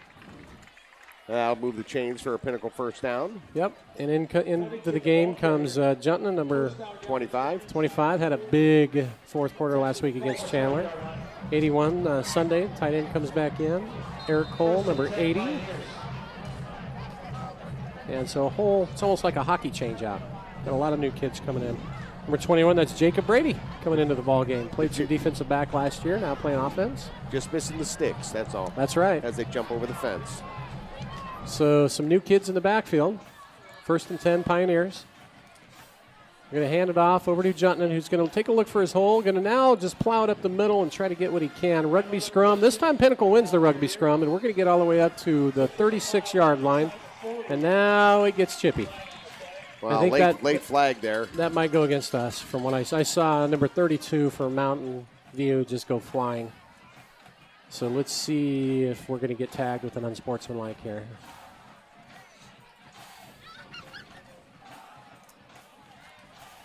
No, other way. Well, Yeah. good. So maybe that was a clean block and they had something dirty going on. Who knows? Who'd they call it on, Tim? Did you catch I think it? number 79. 79, Or okay. 89 maybe. That can happen when you get those rugby scrums in there with the low line and the D line and 10 kids fighting, to get extra yards. It can get a little chippy. Not only that, the Toros are probably getting a little bit frustrated. Pinnacle's winding this clock down here. They're using the ball, moving the ball. And, just it's a ground and pound game right now. Spencer's not airing it out.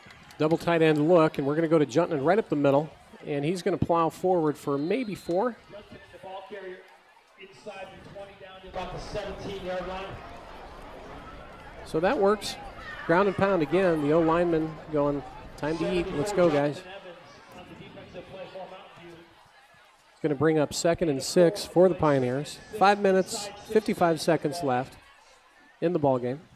Well, the wind's really calmed down here, kind of just a light breeze now. This is well within Veach's range here. You got Jacob Brady at tight end along with Sunday, and split to the left, you've got Zach Hull. And good job by Juntman to keep those feet moving. He got hit in the backfield, but he still was able to get 3 yards on the play. And some new Pioneers coming in. So Brady and Sunday and Juntman all check out. Hatton. Yep. Hayden So Hatton's now we've coming got the starting unit back in for a pretty, 3rd and 4. This is a big down. 5 minutes left. We need to pick this up. And we're going to get offsides, I believe. Unless they saw somebody move on the O-line, which should put us at first down yardage, if that's the call. Nice. That's going to be a first down for the Pioneers. Yeah, and you know what's nice about that is I think we're just outside the 10. Yep. Unless they're going to call that. No, they're going to call that at first the and goal 10. from the 10. Okay. So that's just a little bit of frustration, I think, on the Toros. But we're at just about 5 minutes here and clicking here, folks. We baited him into an offsides penalty. Perfect. Trips to the right. Spencer under center. He's going to hand it off to Covington. Oh, he's got some room over on the left-hand side. He's up to the 5. Did he get in? Nope, He's down at the really 1 yard line. Very close. Good hold by that offensive line. He had a lot of room, and then he made one of his patented jump cuts to get up. Here you go. And like I said, they've this whole drive, the Pinnacle Pioneers have kept this on the ground, and they are just utilizing the clock and just letting it whittle away. Taking the full 25 before they're snapping the ball and just letting it go down. And we're 2nd and goal. Hats off to the Toros, though, Tim. I actually thought this would be a little bit bigger of a spread on the game. They've played pretty tough. Well, like I said, it's been a defensive game. And up the middle goes Hayden Hatton. I believe that's 6. Touchdown. And it is. So that's going to put 6 on Touchdown, Hayden Hatton. That is his 6th on the year, folks. Fireworks are going. Your Pioneers are now up 25-7. PAT pending. Fantastic play. Good series. 3rd quarter kind of belonged to Mountain View, and the Pioneers in the 4th quarter turned it on. In fact, good theme. Rich after they. So we're going to go to Rich here in a minute. Let's see if Veach can stay perfect on the year. PATs. And field goals, for that matter. Snaps down. Kick is up. It is good. So we've got 4:06 left in the game here, folks. Pioneers on top, 26-7. Hi, this is Rich. We're down live now, down by the goal line after Pinnacle just scored and followed up with the PAT. I'm standing here with Jessica Ellis, the president of the Black and White, the Blue and White Club. I'm so sorry. And Jessica, phenomenal job this year. What's your favorite animal? Again, it's a horse. That's not true. It's a pony. Rich out from the end zone. Catch up soon. Oh, boy. Jessica Ellis. That's Tucker's mom, isn't it? I think it is. Yeah, she's president of the Blue and White Club. She does a great job, great communicator, and that's, nowadays that's what it's all about. Everybody does this voluntarily, and it's about letting everybody know what's going on. And she gets a little nervous sometimes with some of the emails. Those booster clubs, the Pinnacle one, I was involved with for years with it. Matt Higgins ran it for a number of years. It really does. I mean, it makes it so much easier for these coaches and these kids with fundraisers and just the overall support that they do. So anybody listening that's a part of that, thank you for volunteering your time because it does make a difference for these boys. All right, 4:06 remaining in the game, 26-7 Pinnacle. Veach, I think every kick he's had thus far, Tim, has been a touchback. Yeah, they haven't run one out. Nope. Now he's kicking left to right, though. A little bit different animal than what we've had with the wind behind us. And it doesn't matter. He's still going deep. Good job, Beach. He's perfect on the night, folks. That's not easy to do. No, and that just, like I said, that takes the special teams right out of the picture. Special teams, like I said, they've been pretty special. I can think of one breakdown, and that wasn't even in points because it was a penalty, so it came back. So they've been really good all year. Hats off to all the kids on that squad and the coaching staff with Ardall and Verbalitis. So the Toros are going to take over 1st and 10 on their own 20 with 4:06 left in the game. Pioneers on top, 26-7. Trips to the right. Nunez in shotgun. Going to hand it off over to the right-hand side. A little bit of room. He catches the edge. Look out. And good open field tackle. Fumble. John Crum, number 5, new ball carrier there. The bottom of that pile. Who's going to come out with that thing? The Toros got it. They did. All right, so it's going to count for a 7-yard gain. Nunez, double twins formation. Starting defensive unit for the most part, still in the ball game. And he's going to go back, survey the field, look to his right. He's under a little bit of pressure. He's going to roll to his right, and we're going to get a penalty. It's going to be a holding call. Pretty good pressure on the right-hand side. Nunez shows some pretty good speed, though, to be able to get out of that trouble. And they marked that ball as a first down, but pending the penalty. They're going backwards. Yeah, I think it was the right tackle they caught for holding. I think, is that Smurs? Yeah, Smurs was getting some pressure on. Number 9 down there. And they caught him with a holding call. So.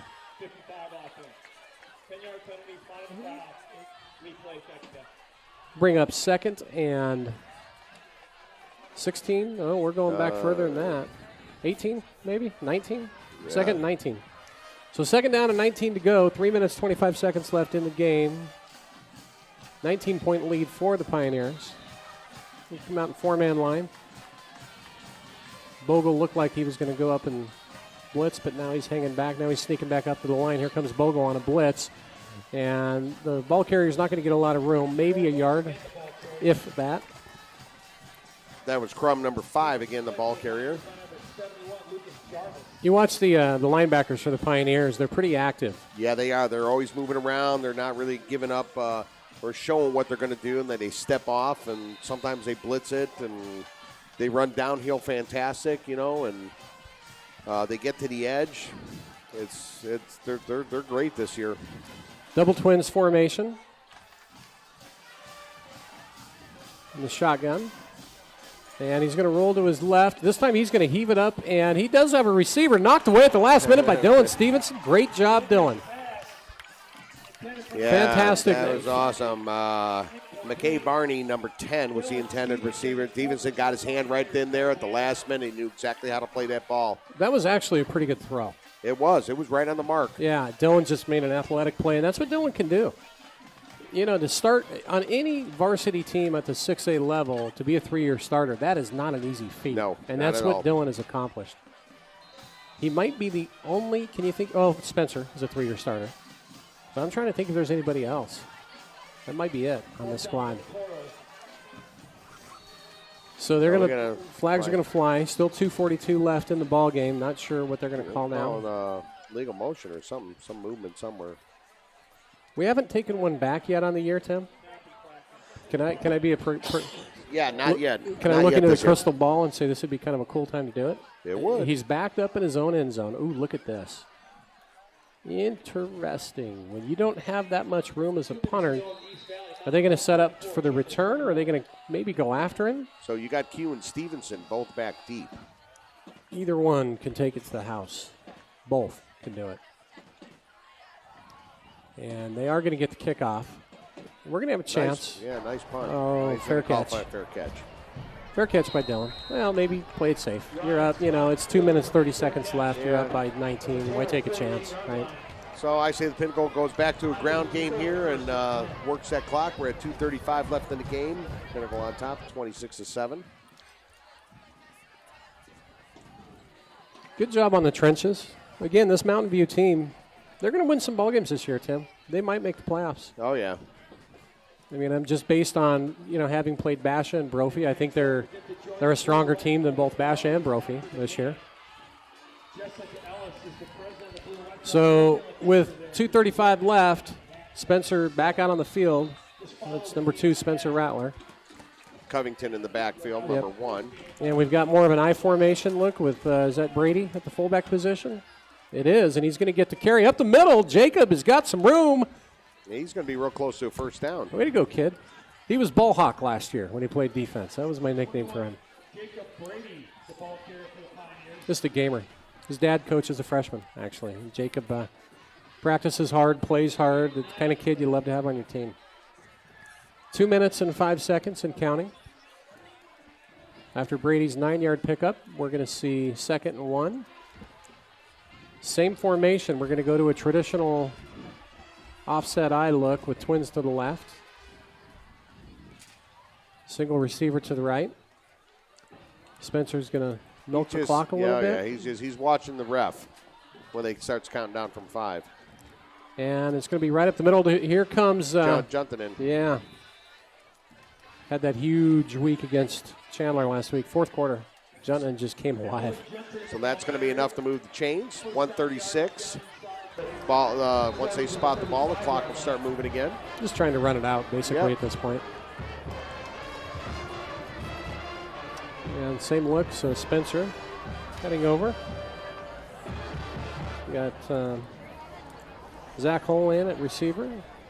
And he's just going to wait. That's exactly what he's doing. He's just going to wait for that official to start clicking.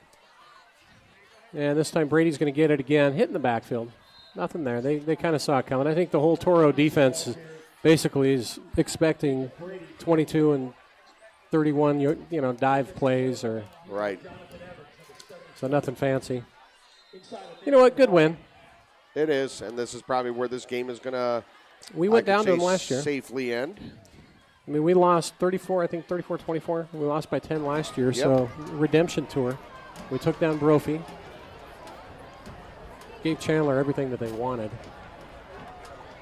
So 35 seconds and counting. We're going to go into the safety formation to end this ball game. Spencer rolling to his right, and he's going to kneel down. 24, 23, 22. Counting down, and you can put this one in the books for the Pioneers. 26-7. So this is great. The Pioneers are going to jump to 3-1 on the year. On the year, and the Toros are going to go to 2-1 on the year. We have one more game than them because we play a week 0 game. It sets up a big one next week. And I don't know if our producer Evan may know if we are broadcasting next week at Centennial. It's a Thursday game. We got Evan Maxey on the mic. He's him and his crew are the brains behind what you hear, folks. But Evan, do you know it's a Cox game of the week next Thursday? I have not heard yet on whether or not we're going to be allowed to broadcast. Yeah, so you'll have to just reach out to us. So, folks, I believe it'll be a Thursday. I know it's a Thursday night game. We are going to be at Centennial High School. It will be a 7 o'clock game time start because it's a varsity game. You got me now? Yeah, a little bit better. Yes. Yeah, so I haven't got word yet whether or not we're going to be allowed to broadcast. 3 years ago, we were able to. Yeah. We'll figure out during the week this week. The best thing to do is to check the website. Basically, I'll put a notice right on the top of the website, pinnaclefootball.com, on whether or not we're going to be broadcasting, or I'll provide the link to the game on the Cox website. Right? Okay. And then the other thing, it is on Cox Cable. It's their channel. Right. And so you can watch the broadcast on regular TV. Right. So it'll be pretty cool. And then next week, folks, if you can't make it to the varsity games, the JV game will be home here on Wednesday at a 6 o'clock game, and then the freshmen will play also on Wednesday at Centennial High School, and then the varsity. And we'll throw a shout out to them to see both. If you haven't had a chance to see the lower level teams play so far, folks, you need to come out and watch them. The freshmen are 2-1 now. The JV's 3-0, and they're not only 3-0, they have absolutely blown everybody out of the water, including the Chandler Wolves. Their JV squad, I think they beat them by 20 or 30. I mean, they are really fun. They look good. Yeah, it's fun. It's fun to watch all the kids. It's just it's a different different atmosphere. And I think we got Rich down here. Rich. Hello, everyone. This is Rich coming from the Roving. This was our first time. Hi, everyone. Hi, Pinnacle fans. We got you, Rich. Yeah, we can hear it. All right, Rich. Hi, Pinnacle fans. This is Rich. I'm out on the field at the end of the game where we got the Pinnacle Pioneers. winning handily 26-7. Tonight we had a big wind that came through, died down, stayed with us for the end of the game, ran the ball through ran the clock out. Very well run game. This was our first time that we did a roving commentary from the field. I think it worked well. So, all right, Rich. And so I want to say thank you, everybody. Thank you to Todd. Thank you to Tim. We'll see you guys next week, maybe, or the week after. Bye. All right, Rich. Thanks so much. So that's the first time we tried to do that, folks. And credit the engineering crew and the guy to my right, Evan Maxey and Steve. Those two do just a phenomenal job with this. So congratulations, Pioneers. Great job coaching staff. Players played well. So, folks, with that, we're going to wrap it up here tonight. Again, the Pioneers on top, 26-7. Next week, we're going to just please go to pinnacle.com, pinnaclefootball.com, right, and check out the website. It's either going to be a link there for our broadcast, or Evan will post a link for the Cox 7 broadcast for those people that are in different states. If you're local here, you'll be able to catch the game on TV on Cox Channel 7. So, with that, I bid everybody a farewell, and we'll see you next week Thursday, one way or another. Folks. See you soon.